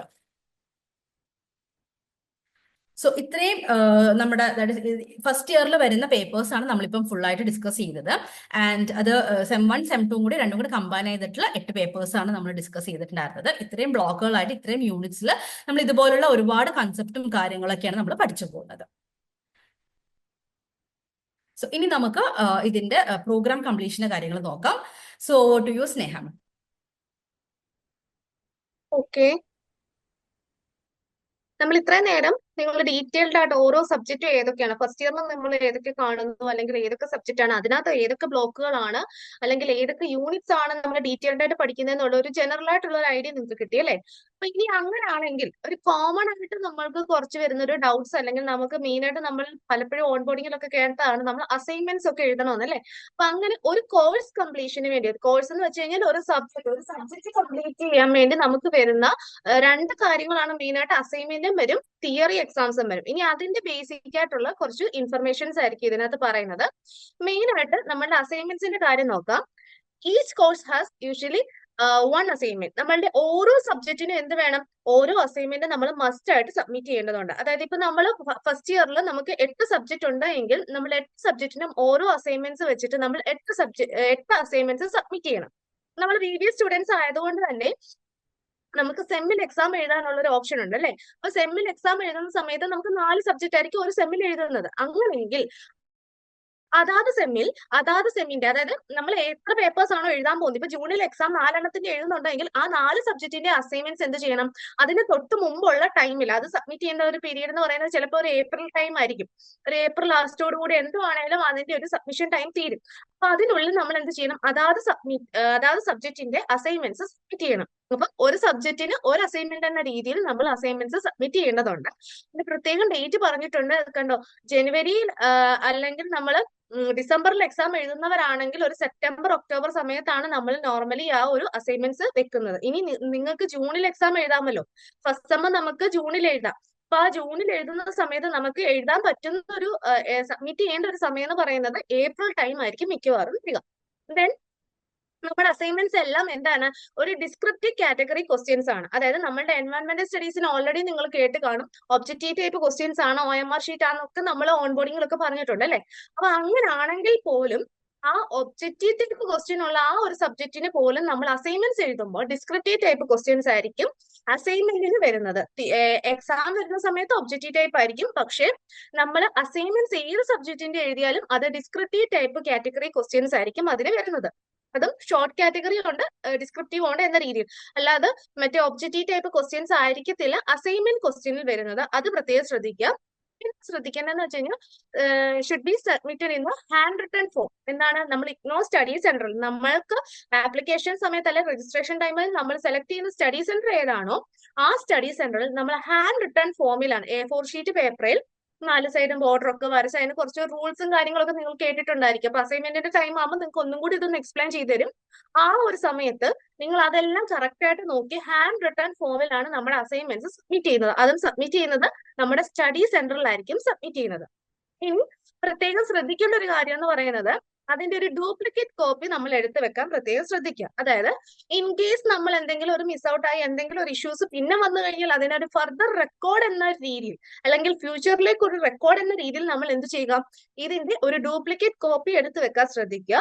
അതേപോലെ തന്നെ ഇത് സബ്മിറ്റ് ചെയ്തതിനു ശേഷം ആ സ്റ്റഡി സെന്ററിൽ നിന്ന് നമുക്കൊരു അക്നോളജ്മെന്റ് സ്ലിപ്പ് കിട്ടും, ഒരു റെസീപ്റ്റ് എന്ന പോലെ ഇന്ന സബ്ജക്ട് ഇന്ന എൻറോൾമെന്റ് നമ്പർ ആള് ഇന്ന ഡേറ്റിൽ സബ്മിറ്റ് ചെയ്തു എന്ന രീതിയിൽ ഒരു അക്നോളജ്മെന്റ് റെസിപ്റ്റ് കിട്ടും. ആ റെസിപ്റ്റ് നമ്മൾ സൂക്ഷിച്ചു വെക്കണം. സ്റ്റഡി സെന്ററിലെ കോർഡിനേറ്ററിൽ നിന്നും അത് മേടിച്ച് സീലും സൈനും ഒക്കെ മേടിച്ച് നമ്മുടെ കയ്യിൽ അത് സൂക്ഷിച്ചു വെക്കുക. നമ്മുടെ മാർക്ക് അപ്ലോഡ് ചെയ്യാതെ വരികയോ അല്ലെങ്കിൽ നമ്മളുടെ ഏതെങ്കിലും പേപ്പറിന്റെ മിസ് ഔട്ട് ആവുകയോ എന്തെങ്കിലും ചെയ്തു കഴിഞ്ഞാൽ നമുക്ക് ആകെയുള്ള ഒരു എവിഡൻസ് എന്ന് പറയുന്നത് ഈ ഒരു അക്നോളജ്മെന്റ് സ്ലിപ്പ് ആയിരിക്കും അല്ലെങ്കിൽ റെസിപ്റ്റ് ആയിരിക്കും. ദെൻ നമ്മളുടെ ഈ ഒരു അസൈൻമെന്റ്സ്, അതായത് നമ്മൾ സബ്മിറ്റ് ചെയ്യുന്ന അസൈൻമെന്റ്സ് എന്ന് പറയുന്നത് കറക്റ്റ് ചെയ്ത അക്കാഡമിക് കൗൺസിലേഴ്സ്, അതായത് ഇഗ്നോ സ്റ്റഡി സെന്ററിലെ അക്കാഡമിക് കൗൺസിലേഴ്സ് ഒരു വിത്തിൻ 1 മന്ത്, അതായത് അസൈൻമെന്റ് സബ്മിറ്റ് ചെയ്ത് വിത്തിൻ 1 മന്ത് കൊണ്ട് നമുക്ക് എന്ത് ചെയ്യാം, അത് TMA എന്നാണ് നമ്മൾ പറയുന്നത്, ട്യൂട്ടർ മാർക്ക് അസൈൻമെന്റ്സ്. അതായത് അവർ മാർക്ക് ചെയ്ത് വെരിഫൈ ചെയ്ത് അല്ലെങ്കിൽ അവർ ക്രോസ് ചെക്ക് ചെയ്ത അസൈൻമെന്റ്സ് അല്ലെങ്കിൽ അവരെ വാല്യൂ ചെയ്ത അസൈൻമെന്റ്സ് നമുക്ക് തിരിച്ച് മേടിക്കാൻ അല്ലെങ്കിൽ തിരിച്ച് കൈപ്പറ്റാനുള്ള ഒരു ഓപ്ഷനും അവിടെ ഉണ്ട്. യൂഷ്വലി അത് അത്ര ചില കേസസിൽ ചിലപ്പോൾ അവര് ഡിലേ ആകാറുണ്ട്. പക്ഷെ എങ്കിലും നമുക്ക് യൂണിവേഴ്സിറ്റി പറയുന്നത് സബ്മിറ്റ് ചെയ്ത് 1 മന്ത് കഴിഞ്ഞിട്ട് നമുക്ക് എന്ത് ചെയ്യാം, കറക്റ്റ് ചെയ്ത് നമ്മളുടെ അസൈൻമെന്റ്സ് തിരിച്ച് കൈപ്പറ്റാം. ദെൻ നമ്മുടെ അസൈൻമെന്റിന്റെ ഒരു മാർക്ക് എന്ന് പറയുന്നത് 35% അതിന് എബോവ് വേണം നമ്മളുടെ അസൈൻമെന്റിന്റെ മാർക്ക്. എങ്കിൽ മാത്രമേ നമുക്ക് ആ ഒരു സബ്ജക്ട്, ഇപ്പൊ എൻവയോൺമെന്റൽ സ്റ്റഡീസ് ആണെങ്കിൽ എൻവയോൺമെന്റൽ സ്റ്റഡീസിന്റെ അസൈൻമെന്റിന് 35 മാർക്കോ അതിന് മേളിലോ 35% മാർക്കോ അതിന് മുകളിലോ കിട്ടിയെങ്കിൽ മാത്രമേ ആ ഒരു സബ്ജക്റ്റിന്റെ തിയറി എക്സാംസ് നമുക്ക് എഴുതാൻ നമ്മൾ ക്വാളിഫൈ ആകത്തുള്ളൂ. അപ്പം TE എക്സാമിന്റെ ഒരു ക്വാളിഫിക്കേഷൻ എന്ന് പറയുന്നത് അസൈൻമെന്റിന് 35% മാർക്ക് അല്ലെങ്കിൽ അതിനെബോ മാർക്ക് കിട്ടിയാൽ മാത്രമേ നമുക്ക് എക്സാം എഴുതാൻ പറ്റൂ. പിന്നെ ഇനി പാസ്സായില്ല, നോട്ട് പാസ് ആണ്, അല്ലെങ്കിൽ നമ്മൾ 35%-ന് താഴെയാണ് എങ്കിൽ നമ്മൾ എന്ത് ചെയ്യണം, വീണ്ടും ഫ്രഷ് അസൈൻമെന്റ്സ് നമ്മൾ എഴുതി സബ്മിറ്റ് ചെയ്യേണ്ടി വരും. അതായത് പുതിയ ക്വസ്റ്റ്യൻ പേപ്പർ അല്ലെങ്കിൽ സ്റ്റഡി സെന്റർ എന്താണോ പറയുന്നത് അതനുസരിച്ച് നമ്മൾ പുതിയ അസൈൻമെന്റ് എഴുതി വെക്കേണ്ട അവസ്ഥ വരും. ഇതാണ് അസൈൻമെന്റ് റിലേറ്റഡ് ആയിട്ടുള്ള ഇൻഫർമേഷൻസ് എന്ന് പറയുന്നത്. ദെൻ TE എക്സാംസ് നോക്കാം. Next slide. TE എക്സാംസ് അല്ലെങ്കിൽ ടേം ആൻഡ് എക്സാമിനേഷൻ. നമുക്ക് യൂണിവേഴ്സിറ്റി എക്സാംസിനെ ടേം ആൻഡ് എക്സാമിനേഷൻ എന്നാണ് പറയുന്നത്. യൂഷ്വലി അത് നടക്കുന്നത് ജൂണും ഡിസംബറുമാണ്. ഇയർലി 2 പ്രാവശ്യം നടക്കും, ജൂണും ഡിസംബറും. നമുക്ക് എന്താണ് ഇയർലി എഴുതാനും സെമസ്റ്റർ എഴുതാനും ഉള്ള ഒരു ഓപ്ഷൻ ഉണ്ട് BBA സ്റ്റുഡൻസിന്. അതിൽ BBA സ്റ്റുഡൻസിനെ സംബന്ധിച്ച് സെം വൈസ് എഴുതാൻ ഒരു ഓപ്ഷൻ ഉണ്ട്. റീ രജിസ്ട്രേഷൻ നമുക്ക് ഇയർലി പോയെന്ന് പറഞ്ഞാലും നമുക്ക് എക്സാംസ് എന്ത് എഴുതാം, സെമ്മിൽ വേണമെങ്കിൽ എഴുതാം. അപ്പൊ ജൂണിൽ എക്സാം എഴുതണമെങ്കിൽ നമ്മൾ അതിനു മുമ്പ് 4 സബ്ജക്ട്സ് പഠിക്കുക, നമ്മൾ ജൂണിൽ എക്സാംസ് എഴുതാം. നമ്മളുടെ അവൈലബിലിറ്റി അനുസരിച്ച് ചിലപ്പോൾ നാട്ടിൽ വരാൻ പറ്റത്തില്ല, വന്ന് എഴുതാൻ പറ്റാത്തൊരു സിറ്റുവേഷൻ ഒക്കെ ആണെങ്കിൽ നമുക്ക് എന്ത് ചെയ്യാം, ഇയർലി 8 എണ്ണം കൂടെ ഒരുമിച്ചൊക്കെ എഴുതാം. അതിനുള്ള ഓപ്ഷൻസ് നമുക്കാണ്, നമ്മളുടെ ഒരു കംഫർട്ടബിൾ അനുസരിച്ച് നമുക്ക് ആ സബ്ജക്റ്റുകൾ ചൂസ് ചെയ്യാം. ഇനി ജനറലി നമുക്ക് വരുന്നത് ജൂണിലും ഡിസംബറിലുമാണ് എക്സാംസ് വരുന്നത്. അപ്പം നമ്മുടെ 1 ഇയർ സക്സസ്ഫുള്ളി കംപ്ലീറ്റ് ആവുന്ന സമയത്തായിരിക്കും അല്ലെങ്കിൽ ആ ഒരു സെം കംപ്ലീറ്റ് ചെയ്യുന്ന സമയത്തായിരിക്കും അതിന്റെ എക്സാംസ് നമ്മൾ എഴുതുന്നത്. You are eligible to fill the exam form from online for these course. നമുക്ക് എന്താണ് ഈ ഒരു സബ്ജക്റ്റിന് എന്ത് ചെയ്യാം, ഓൺലൈൻ ആയിട്ടാണ് എക്സാമിന് അപ്ലൈ ചെയ്യുന്നത്. നമ്മളുടെ യൂണിവേഴ്സിറ്റി സൈഡിൽ യൂണിവേഴ്സിറ്റിയിൽ നമുക്ക് നോട്ടിഫിക്കേഷൻ വരുന്ന അനുസരിച്ച് തന്നെ നമ്മൾ നിങ്ങളെ ഇൻഫോം ചെയ്യുന്നതായിരിക്കും. നിങ്ങൾക്ക് നോട്ടിഫിക്കേഷൻസും ലിങ്കും കാര്യങ്ങളും എല്ലാം ഷെയർ ചെയ്തു തരും. അതേപോലെ തന്നെ രജിസ്ട്രേഷന് വേണ്ടിയുള്ള ഹെൽപ്പും എല്ലാം ചെയ്തു തരും. അപ്പം പെർ സബ്ജക്ട് 200 റുപ്പീസ് എന്ന രീതിയിൽ നമുക്ക് നാട്ടിൽ ഓൺലൈനായിട്ട് നമുക്ക് എന്ത് ചെയ്യാം, ഇന്ത്യയിൽ എവിടെ പെർ സബ്ജക്ട് 200 രീതിയിലാണ് നിലവിൽ ഇപ്പം കഴിഞ്ഞ എക്സാംസിനും വന്നിട്ടുള്ള ആ രീതിയിൽ നമ്മൾ ഓൺലൈനായിട്ടാണ് എക്സാംസിന് അപ്ലൈ ചെയ്യുന്നത്. നമ്മൾ തിയറി എക്സാംസ് എഴുതുന്നത് ഓഫ്ലൈനായിട്ട് സെന്റേഴ്സിൽ പോയാണ് എഴുതുന്നത്. പക്ഷെ നമുക്ക് ഓൺലൈനായിട്ട് ഇതിന് അപ്ലൈ ചെയ്യാൻ പറ്റുന്ന ഒരു ഓപ്ഷൻ ആണ് ഉള്ളത്. ദെൻ ഫോംസ് എന്ത് ചെയ്യും? ഓൺലൈൻ നമ്മുടെ ലാസ്റ്റ് ഡേറ്റോ അതിന് മുമ്പോ ആയിട്ട് നമ്മൾ കറക്റ്റ് ആയിട്ട് ഫില്ല് ചെയ്ത് സബ്മിറ്റ് ചെയ്തെങ്കിൽ മാത്രമേ അതാത് സമയത്ത് നമുക്ക് എക്സാംസ് എഴുതാൻ പറ്റൂ. യൂഷ്വലി ജൂണിൽ പരീക്ഷയാണെങ്കിൽ മാർച്ച് 31 മുമ്പും, ഡിസംബറിൽ എക്സാം ആണെങ്കിൽ സെപ്റ്റംബർ 30 മുമ്പുമാണ് സാധാരണ ലാസ്റ്റ് ഡേറ്റ് സബ്മിഷൻ ഡേറ്റ് ആയിട്ട് വരാറുള്ളത്. അതേപോലെ തന്നെ തിയറി എക്സാംസിനും പ്രാക്ടിക്കൽ എക്സാംസും ഒക്കെ എന്താണ് സെപ്പറേറ്റ് ആയിട്ടായിരിക്കും നടത്തുന്നത്. അതായത് തിയറി പേപ്പറും പ്രാക്ടിക്കൽ പേപ്പേഴ്സും ഒക്കെ ഉണ്ടെങ്കിൽ അതെല്ലാം ഡേറ്റ്സും കാര്യങ്ങളും എല്ലാം സെപ്പറേറ്റ് ആയിട്ടായിരിക്കും നടത്തുന്നത്. വൈവോസി വല്ലതും ഉള്ള പേപ്പേഴ്സ് വല്ലതും ആണെങ്കിൽ അതും സെപ്പറേറ്റ് ആയിട്ട്. പ്രത്യേകിച്ച് നിങ്ങൾക്ക് ലാസ്റ്റ് ഇയറിൽ ഒരു പ്രൊജക്ടിന്റെ കേസ് വരുന്നുണ്ട്, അത് എക്സ്ട്രാ നിങ്ങൾക്ക് ആ ഒരു സമയത്ത് ഡീറ്റെയിൽഡ് ആയിട്ട് പറഞ്ഞു തരുന്നതായിരിക്കും. അന്നേരം അതുമായിട്ട് റിലേറ്റ് ചെയ്ത കാര്യങ്ങളൊക്കെ വരുമ്പോൾ അതിന് എന്തെങ്കിലും ചെറിയ വേരിയേഷൻസോ കാര്യങ്ങളോ ഉണ്ടെങ്കിൽ അത് ആ ഒരു നമ്മളുടെ ഈ ഒരു സെഷൻസിനകത്തൊക്കെ ഡീറ്റെയിൽഡ് ആയിട്ട് പറഞ്ഞു തരാമേ. ഇപ്പം കറന്റ് നമുക്ക് ഫസ്റ്റ് ഇയറിൽ എന്തേ ഉള്ളൂ, നമുക്ക് ഈ ഒരു അസൈൻമെന്റ് തിയറി എക്സാംസ് മാത്രമേ ഉള്ളൂ. ദെൻ ഇതിനും വരുന്ന ഒരു മിനിമം മാർക്ക്, പാസ് മാർക്ക് എന്ന് പറയുന്നത് 35% മാർക്കാണ്. എക്സാമിന് 35%ഓ അതിൽ കൂടുതലോ ഉണ്ടെങ്കിൽ മാത്രമേ നമുക്ക് പാസ് മാർക്കായിട്ട് പറയാൻ പറ്റത്തുള്ളൂ. അതേപോലെ 35%-ന് താഴെയാണെങ്കിൽ നമ്മൾ എന്തായിരിക്കും? ഫെയിൽ ആയിരിക്കും. നമ്മൾ വീണ്ടും എക്സാം റീഅപ്പിയർ ചെയ്യണം, അല്ലെങ്കിൽ ആ ഒരു കോഴ്സിന്റെ സബ്ജക്ട് റീഅപ്പിയർ ചെയ്ത് എഴുതേണ്ടി വരും. അപ്പൊ ടോട്ടലി നമുക്ക് ഇത് എഴുതാൻ 3 ഇയർ കോഴ്സാണ് BBA എങ്കിൽ പോലും നമുക്ക് 6 ഇയേഴ്സിനുള്ളിൽ നമ്മുടെ ഈ ഒരു പ്രോഗ്രാം കംപ്ലീറ്റ് ചെയ്താൽ മതി. നമുക്കറിയാലോ രജിസ്ട്രേഷൻ പീരീഡ് എന്ന് പറയുന്നത്. ദെൻ നമ്മളുടെ ഒരു ഫൈനൽ എക്സാമിന്റെ റിസൾട്ട് എന്ന് പറയുന്നത്, അതായത് നമ്മുടെ അസൈൻമെന്റ് എഴുതി നമ്മൾ തിയറി എക്സാംസ് എഴുതി, അപ്പൊ നമ്മുടെ ഫൈനൽ റിസൾട്ട് കിട്ടുന്നത് എങ്ങനെയാന്ന് വെച്ച് കഴിഞ്ഞാൽ അസൈൻമെന്റിന്റെ മാർക്കിനും തിയറി മാർക്കിനെയും രണ്ടിനെയും കൂടെ കമ്പൈൻ ചെയ്താണ് നമ്മളുടെ ഫൈനൽ റിസൾട്ട് എന്ന് പറയുന്നത്. ഓരോ കോഴ്സിനും തിയറി കോഴ്സിനും എന്താണ് 2 മാർക്കും കൂടെ കമ്പൈൻ ചെയ്തായിരിക്കും വരുന്നത്. പക്ഷെ രണ്ടിനും ഈക്വലി അല്ല പറയുന്നത്. തിയറി മാർക്കിന് 70 കൺവേർട്ട് ചെയ്യും. അത് 100-ൽ എത്ര മാർക്ക് കിട്ടുന്നു 70 കൺവേർട്ട് ചെയ്യും. അതേപോലെ theory mark tutor mark assignments ഉണ്ടല്ലോ, അതിന് എത്രയാണ് മാർക്ക് കിട്ടുന്നത് അതിന് 30 കൺവേർട്ട് ചെയ്യും. അപ്പം അസൈൻമെന്റ് മാർക്കിന് ഔട്ട് ഓഫ് 30-യും മാർക്കിനെ ഔട്ട് ഓഫ് 70 കൺവേർട്ട് ചെയ്തിട്ട് അതിനെ കമ്പൈൻ ചെയ്തായിരിക്കും കമ്പൈൻഡ് ആയിട്ട് അല്ലെങ്കിൽ ടോട്ടൽ ഓവറോൾ ഒരു സബ്ജക്റ്റിന് എത്ര മാർക്ക് എന്ന് പറയുന്നത്, ഔട്ട് ഓഫ് 100 എന്ന് പറയുന്നത്. ക്ലിയർ ആയല്ലോ അല്ലെ? ഇനി നെക്സ്റ്റ്, ഇത് ഇത്രയുമാണ് നമ്മുടെ പ്രോഗ്രാം കംപ്ലീഷൻ. ഇനി പ്രോഗ്രാം എന്താണ്, ഏതൊക്കെ സബ്ജക്റ്റ് ആണ് പഠിക്കേണ്ടതെന്ന് പറഞ്ഞു, പ്രോഗ്രാം കംപ്ലീഷൻ എന്തൊക്കെയാ രീതി എന്ന് പറഞ്ഞു. ഇനി അത് പഠിച്ചെടുക്കാൻ വേണ്ടിയുള്ള നമ്മുടെ ടൈം ടേബിൾ നിങ്ങൾ ഇത്രയും നാളും കേട്ടോണ്ടിരിക്കുക. നിങ്ങൾ ആദ്യോടെ എന്താ അഡ്മിഷൻ എടുത്തപ്പോ തൊട്ടേ നിങ്ങൾ കേട്ടോണ്ടിരിക്കുന്നതാണ് ഒരു ടൈം ടേബിൾ ഉണ്ട്, ടൈം ടേബിൾ ഉണ്ട്, ടൈം ടേബിൾ ഉണ്ട്. നിങ്ങൾ പലപ്പോഴും ചോദിക്കുന്നതും അത് തന്നെയാണ്, ഇന്ത്യ ടൈം ടേബിൾ എന്ന് തൊട്ട് ഷെയർ ചെയ്യും, എന്ന് തൊട്ടാണെന്ന് ചോദിക്കും അല്ലെ? അപ്പൊ ആ ഒരു ടൈം ടേബിൾ ആണ് ഇനി നമ്മൾ ലോഞ്ച് ചെയ്യാൻ പോകുന്നത്. അതായത് നിങ്ങൾക്ക് ഈ ഒരു ഫസ്റ്റ് ഇയറിൽ നമ്മൾ ത്രൂ ഔട്ട് പഠിക്കാൻ എടുക്കുന്ന ഒരു ടൈം ടേബിൾ സ്ട്രക്ചർ ആയിരിക്കും ഇനി നമ്മൾ നോക്കുന്നത്. ഓക്കെ, ഞാൻ ഷെയർ ചെയ്യാം. ഓക്കെ, ഇതാണ് നിങ്ങളുടെ സെമസ്റ്റർ 1-ന്റെ അല്ലെങ്കിൽ നിങ്ങളുടെ ഈ ഒരു ഫസ്റ്റ് സെമസ്റ്റർ, നിങ്ങൾ 1 ഇയർ ആണെന്ന് പറഞ്ഞാൽ പോലും നിങ്ങൾ ജൂൺ വരെ വരുമ്പോൾ നിങ്ങളുടെ ഫസ്റ്റ് സെമസ്റ്ററിലെ വരുന്നുള്ളൂ. അപ്പൊ ഫസ്റ്റ് സെമസ്റ്ററിലെ സബ്ജക്റ്റുകളാണ് ഫസ്റ്റ് സെമസ്റ്ററിൽ പഠിക്കാനുള്ളത്. അപ്പൊ അങ്ങനെയെങ്കിൽ ഈ ഫസ്റ്റ് സെമസ്റ്ററിൽ നമുക്ക് എങ്ങനെ ഈ പോർഷൻസ് കവർ ചെയ്തെടുക്കാം, ജൂൺ എക്സാമിന് മുമ്പ് നമുക്ക് എങ്ങനെ പോർഷൻസ് കവർ ചെയ്യാം എന്നതാണ് ഈ ഒരു ടൈം ടേബിളിൽ പറയുന്നത്. അപ്പം അറ്റ് എ ടൈം നമ്മൾ ഒരു സബ്ജക്ട് പഠിച്ച് ക്ലിയർ ചെയ്ത് നെക്സ്റ്റ് സബ്ജക്ട് എന്ന രീതിയിലാണ് പറയുന്നത്. അല്ലാതെ 4 സബ്ജക്റ്റും കൂടെ പണ്ട് നമ്മൾ സ്കൂളിൽ പഠിക്കുന്നത് മിക്സപ്പ് ചെയ്തല്ല. നമ്മൾ എല്ലാവരും ബിസി ലൈഫാണ് അല്ലെ? അപ്പൊ നിങ്ങൾക്ക് പഠിച്ചെടുക്കാൻ പറ്റുന്ന രീതിയിലുള്ള ഒരു ടൈം ടേബിൾ അറേഞ്ച്മെന്റ് ആണ് ഇതിനകത്ത് ചെയ്തിരിക്കുന്നത്. ഇനി ഈ ടൈം ടേബിൾ എങ്ങനെയാണ് അല്ലെങ്കിൽ എന്തൊക്കെയാണ് നമ്മൾ ശ്രദ്ധിക്കേണ്ടതെന്നൊന്ന് പറഞ്ഞു തരാം. അത് നമ്മളിപ്പം ടൈം ടേബിൾ ബേസ്ഡ് ആയിട്ട് പറഞ്ഞു കഴിഞ്ഞാൽ February 3rd, അതായത് കമ്മിങ് മൺഡേ ആണ് നമ്മുടെ ടൈം ടേബിൾ ബേസ്ഡ് ആയിട്ടുള്ള സ്റ്റഡീസ് തുടങ്ങുന്നത്. തിങ്കളാഴ്ച നമുക്ക് കമ്പ്യൂട്ടർ ആപ്ലിക്കേഷൻ ആണ്, കമ്പ്യൂട്ടർ ആപ്ലിക്കേഷൻ ഇൻ ബിസിനസ് ആണ് ഫസ്റ്റ് സബ്ജക്ട് നിങ്ങൾക്ക് തന്നിരിക്കുന്നത്.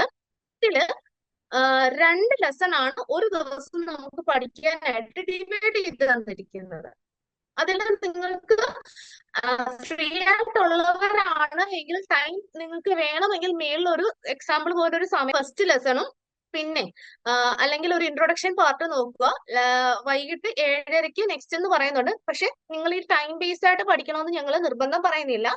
പക്ഷെ ആ ഒരു പോർഷൻ അത് മസ്റ്റായിട്ട് നിങ്ങൾ കവർ ചെയ്യാൻ ശ്രദ്ധിക്കുക. അതായത് ഡെയിലി 1 അവർ സ്പെൻഡ് ചെയ്താൽ അല്ലെങ്കിൽ 1.5 അവർ സ്പെൻഡ് ചെയ്താൽ നമുക്ക് എങ്ങനെ പോർഷൻ കവർ ചെയ്യാം എന്ന രീതിയിലാണ് ഈ ടൈം ടേബിൾ സെറ്റ് ചെയ്തിരിക്കുന്നത്. അപ്പൊ നിങ്ങൾ ശ്രദ്ധിക്കേണ്ടത് ഇത് മാത്രമേ ഉള്ളൂ. നിങ്ങൾ അതാത് ദിവസം, ഇപ്പൊ 3-ാം തീയതി പറഞ്ഞിരിക്കുന്നത് ലെസൺ 1 ആണ്. അപ്പം 3-ാം തീയതി നമുക്ക് ആ ലെസൺ 1 കവർ ചെയ്യാൻ പറ്റിയോ, അല്ലെങ്കിൽ എനിക്ക് കവർ ചെയ്യാൻ പറ്റിയില്ലെങ്കിൽ അത് എനിക്ക് നാളെ കവർ ചെയ്യണം, അല്ലെങ്കിൽ അടുത്ത ദിവസം കവർ ചെയ്ത് തീർക്കുക എന്നതായിരിക്കണം നമ്മൾ നോക്കുന്നത്. ക്ലിയർ ആയോ? ഒരു ഐഡിയ ആയല്ലോ അല്ലെ? ദെൻ വരുന്നതെന്ന് വെച്ച് കഴിഞ്ഞാൽ ഓരോ ദിവസം അങ്ങനെ കവർ ചെയ്യാൻ 2 ലെസൺസ് വെച്ച് നിങ്ങൾക്ക് തന്നിട്ടുണ്ട്. ദെൻ അതിനകത്ത് എൻഡ് ഓഫ് ബ്ലോക്ക് 1 എന്ന് പറഞ്ഞുകൊണ്ട് അത് 5ാമത്തെ ദിവസം നിങ്ങൾ ഒരു സെഷൻ ഒരു കളർ ചേഞ്ച് കണ്ടോ, ഈ ഒരു ലൈറ്റ് ഓറഞ്ച് പോലെ അത് വരുന്നത് നമുക്ക് എൻഡ് ഓഫ് ബ്ലോക്ക് 1, അത് ഒരു ബ്ലോക്ക് കംപ്ലീറ്റ് ആയി. 5ാം തീയതി ആകുമ്പോഴത്തേനും വെനസ്ഡേ ആകുമ്പോഴത്തേനും ആ ബ്ലോക്കിന്റെ പോർഷൻസ് മൊത്തം ലെസൺ 4 വരെ കവർ ചെയ്ത് കഴിഞ്ഞു. കവർ ചെയ്ത് കഴിയുമ്പോൾ നിങ്ങൾ കേട്ടതാണ് നിങ്ങൾക്ക് എന്താണ് ലൈവ് റിവിഷൻ സെഷൻ ഉണ്ടെന്നല്ലേ. അപ്പൊ ആ ലൈവ് റിവിഷൻ സെഷൻ വരുന്നത് നിങ്ങളുടെ ഓരോ ബ്ലോക്ക് ഓരോ സബ്ജക്റ്റിന്റെയും ഓരോ ബ്ലോക്ക് എപ്പോഴാണ് കവർ ചെയ്യുന്നത്, ആ കവർ ചെയ്ത് കഴിയുമ്പോഴാണ് നമ്മളുടെ ആ ഒരു ലൈവ് റിവിഷൻ സെഷൻ വരിക. അതായത് ഇപ്പോഴത്തെ ഈ ഒരു ടൈം ടേബിൾ അനുസരിച്ച് 5ാം തീയതി നിങ്ങളുടെ ബ്ലോക്ക് കവർ ചെയ്യും. അപ്പൊ 5th or 6th എന്ത് കാണും, നമ്മുടെ ലൈവ് സെഷൻ കാണും. ആ ലൈവ് സെഷൻ എന്ന് പറയുന്നത് കറക്റ്റ് ആ ഒരു ഏകദേശം ഡേറ്റിൽ തന്നെ നടക്കും. മേ ബി മുന്നോട്ട് ഒരു ദിവസം എല്ലാം മുന്നോട്ടോ പുറമോട്ടോ ആയെങ്കിലേ ഉള്ളൂ. അത് നിങ്ങളെ കറക്റ്റായിട്ട് ഇൻഫോം ചെയ്യുകയും ചെയ്യും. ലിങ്ക് ഒക്കെ ഷെയർ ചെയ്ത് തരും, എത്ര മണിക്കാണ് എന്നതെല്ലാം ഷെയർ ചെയ്ത് തരും. നോർമലി നമുക്ക് വൈകിട്ട് 7, 7:30, 8, 8:30 അങ്ങനെയുള്ള രീതിയിലാണ് ലൈവ് സെഷൻസ് നടക്കുന്നത്, എല്ലാവരെയും കൺസിഡർ ചെയ്തുകൊണ്ട്. അപ്പൊ ആ ടൈമും ലിങ്കും എല്ലാം വെൻഡേഴ്സ് ഷെയർ ചെയ്ത് തരുന്നതായിരിക്കും. ദെൻ നിങ്ങൾ ശ്രദ്ധിക്കേണ്ടത് ആ ഒരു ലൈവ് കഴിയുമ്പോൾ വീണ്ടും നമ്മൾ എന്ത് ചെയ്യുന്നു, നെക്സ്റ്റ് ബ്ലോക്ക് സ്റ്റാർട്ട് ചെയ്യുന്നു. ദെൻ അതിന്റെ ആ ഒരു ബ്ലോക്ക് അതിന്റെ ലെസൺ 5, ലെസൺ 6, ലെസൺ 7 ഇത് 10ാം തീയതി കൊണ്ട് തീർക്കുന്നു. ദെൻ ലെസൺ 8 കൊണ്ട് ബ്ലോക്ക് 2 തീരുന്നു. എന്നിട്ട് വീണ്ടും അടുത്ത റിവിഷൻ, അതായത് ബ്ലോക്ക് 2ന്റെ റിവിഷൻ. ഈ രീതിയിലാണ് നമ്മുടെ ഹോൾ സബ്ജക്റ്റ് മുന്നോട്ട് പോകുന്നത്. കണ്ടോ, ഒരു ഏകദേശം ഐഡിയ ആയല്ലോ അല്ലേ. അങ്ങനെ കമ്പ്യൂട്ടർ ആപ്ലിക്കേഷൻ തീരുന്നു. കമ്പ്യൂട്ടർ ആപ്ലിക്കേഷൻ നമുക്കിപ്പോ തീരുന്ന ഒരു സമയം എന്ന് പറയുന്നത് ഏകദേശം 26th അല്ലെങ്കിൽ 27th കൊണ്ട് നെക്സ്റ്റ് സ്റ്റാർട്ട് ചെയ്യുന്നു. അങ്ങനെ ഓരോ സബ്ജക്ട്സ് നമ്മൾ കവർ ചെയ്ത് പോകുന്നു. അങ്ങനെ ടോട്ടൽ നമുക്കിത് കവർ ചെയ്യാൻ വേണ്ടി environment studies, English at work place, അങ്ങനെ ഓരോ സബ്ജക്റ്റ് ഉണ്ട്. ഇതൊരു മെയ് 15 കൂടെ നമ്മൾ ഈ ഒരു കംപ്ലീറ്റ് പോർഷൻ കവർ ചെയ്യും. അതായത് നമുക്ക് പഠിക്കാനുള്ള ഒരു ഗ്യാപ്പും അതേപോലെ തന്നെ നിങ്ങൾക്ക് റിവിഷൻ എഴുതാനുള്ള സമയവും അസൈൻമെന്റ് എഴുതാനുള്ള ഒരു ടൈമും എല്ലാം കൂടെ ചേർത്ത് നമുക്കൊരു മെയ് 15 കൊണ്ട് എല്ലാം തീർക്കാൻ പറ്റും. ദെൻ നമുക്ക് ഇതൊന്ന് റിവൈസ് ചെയ്യാനും ഡൗട്ട് ഉണ്ടെങ്കിൽ എന്തെങ്കിലും ക്ലിയർ ചെയ്യാനും ഒക്കെ ഉള്ള ഒരു ടൈമാണ് മെയ് 16th തൊട്ട്. അതായത് നിങ്ങൾക്ക് പെൻഡിങ് കാണും, അതായത് ദിവസം എന്നും നോക്കാൻ പറ്റണോ എന്നൊന്നും ഇല്ലല്ലോ. ചിലപ്പോൾ എന്തെങ്കിലും ഒരു ഫംഗ്ഷൻ വന്നു അല്ലെങ്കിൽ എന്തെങ്കിലും ഒരു കാര്യത്തിൽ എൻഗേജ്ഡ് ആയി, അപ്പൊ അങ്ങനെയുള്ള സമയങ്ങളിൽ നമുക്ക് പെൻഡിങ് വരുന്നത് പോർഷൻ കവർ ചെയ്യാനുള്ള ഒരു സമയമാണ് പിന്നെ മുന്നോട്ട് കിടക്കുന്നത്. അല്ലെങ്കിൽ അതാത് ആഴ്ചയിൽ നിങ്ങൾക്ക് എന്തെങ്കിലും പെൻഡിങ് വന്നു കഴിഞ്ഞാൽ ആ ഒരാഴ്ച തന്നെ നിങ്ങൾക്ക് തീർത്തു പോകാൻ മാക്സിമം ശ്രമിക്കുക. അല്ലെങ്കിൽ ആ ഒരു പെൻഡിങ് ആവും, മുന്നോട്ട് വീണ്ടും പെൻഡിങ് ലൈവ് സെഷൻ നടക്കുമ്പോൾ നമുക്കത് തമ്മിൽ ബന്ധമില്ലാതായി പോകും. അപ്പൊ ആ രീതിയിലായിരിക്കും പോകുന്നത്. ദെൻ അതേപോലെ ഒരു മെയിൻ കാര്യം കൂടെ പറയാപ്പിനകത്ത് അവൈലബിൾ ആക്കും. നിങ്ങളുടെ അസൈൻമെന്റ് ബാച്ച് എന്ന് പറഞ്ഞുകൊണ്ട് ഒരു ബാച്ചിനകത്ത് നിങ്ങളെ ആഡ് ചെയ്തിട്ടുണ്ടായിരിക്കും. അതിനകത്ത് ആപ്പിലെ ബാച്ചസിനകത്ത് ഈ അസൈൻമെന്റ് ബാച്ചിനകത്ത് നിങ്ങളുടെ ഈ ലൈവിന്റെ റെക്കോർഡ് എപ്പോഴാണ് നമ്മുടെ കംപ്ലീറ്റ് ചെയ്യുന്നത് അതിന് വിത്തിൻ 3 days ഒക്കെ അതിന്റെ ലൈവ് സെഷൻസും അപ്ലോഡ് ചെയ്തു വരും. ഇത് ഇത്രയുമാണ് നമ്മുടെ ടൈം ടേബിൾ എന്ന് പറയുന്നത്. ഒരു ഏകദേശ ഐഡിയ കാണുമെന്ന് വിശ്വസിക്കുന്നു, മനസ്സിലായിക്കോളും. പിന്നെ ഈ ടൈം ടേബിൾ നിങ്ങൾക്ക് മെന്റേഴ്സ് ഷെയർ ചെയ്ത് തരുമേ. ഷെയർ ചെയ്ത് തരുമ്പോൾ ഒന്നുകൂടെ നിങ്ങൾക്ക് ഡീറ്റെയിൽഡ് ആയിട്ട് നോക്കാം. ഇൻ ഡീറ്റെയിൽഡ് ആയിട്ട് എല്ലാം ഉണ്ട്. അത് നോക്കിയിട്ട് എന്താണെന്നുള്ള ഡൗട്ട്സ് ചോദിക്കുക കേട്ടോ. പറഞ്ഞു നിങ്ങൾക്ക് എന്തൊക്കെയോ കുറെ പഠിക്കാനുണ്ടെന്ന് പറഞ്ഞു, പിന്നെ കുറെ ടൈം ടേബിളും തന്നു. ഇനി ഇത് മാത്രമല്ലാതെ നമ്മൾ എന്താണ് മോഡേൺ ടൂൾസ് വെച്ചിട്ട് നമ്മൾ എങ്ങനെയാണ് ലേൺ വൈസ് ത്രൂ നമ്മൾ പഠിക്കാൻ പോകുന്നത്, അല്ലെങ്കിൽ എങ്ങനെല്ലാമാണ് നമ്മൾ പഠിക്കാൻ പോകുന്നത്, അല്ലെങ്കിൽ എന്തൊക്കെയാണ് എടുക്കേണ്ടതെന്ന് നോക്കാം. അതായത് ലേൺ വൈസിൽ എന്താണ് വൈഡ് റേഞ്ച് ആയിട്ടുള്ള ടെക്നോളജി എനേബിൾ ചെയ്തുള്ള പല റിസോഴ്സസും നിങ്ങൾക്ക് അവൈലബിൾ ആക്കിയിട്ടുണ്ട്. നിങ്ങൾക്ക് സപ്പോർട്ടിന് വേണ്ടിയുള്ള ധാരാളം സർവീസസ് നമ്മൾ അവൈലബിൾ ആക്കിയിട്ടുണ്ട്. അത് എന്തൊക്കെയാണെന്ന് നോക്കാം. അതില് മെയിൻ ആയിട്ട് പറയുന്നതാണ്, നിങ്ങൾ കണ്ടു കാണും വാൻ എന്ന് പറയുന്നത് അല്ലെ. Recorded and live video classes ഉണ്ട്. അതായത് നമുക്ക് പ്രൊഫൈൽ ത്രൂ കയറി കാണുമ്പോൾ നിങ്ങൾക്ക് റെക്കോർഡഡ് ക്ലാസ്സസ് കാണാം. അതേപോലെ തന്നെ ലൈവ് വീഡിയോ ലെക്ചേഴ്സ്, അതായത് നിങ്ങളുടെ ഈ ഒരു റിവിഷൻ ക്ലാസ്സസും കാര്യങ്ങളും എല്ലാം ലൈവ് വീഡിയോ ലെക്ചേഴ്സ് ആണ് വരുന്നത്.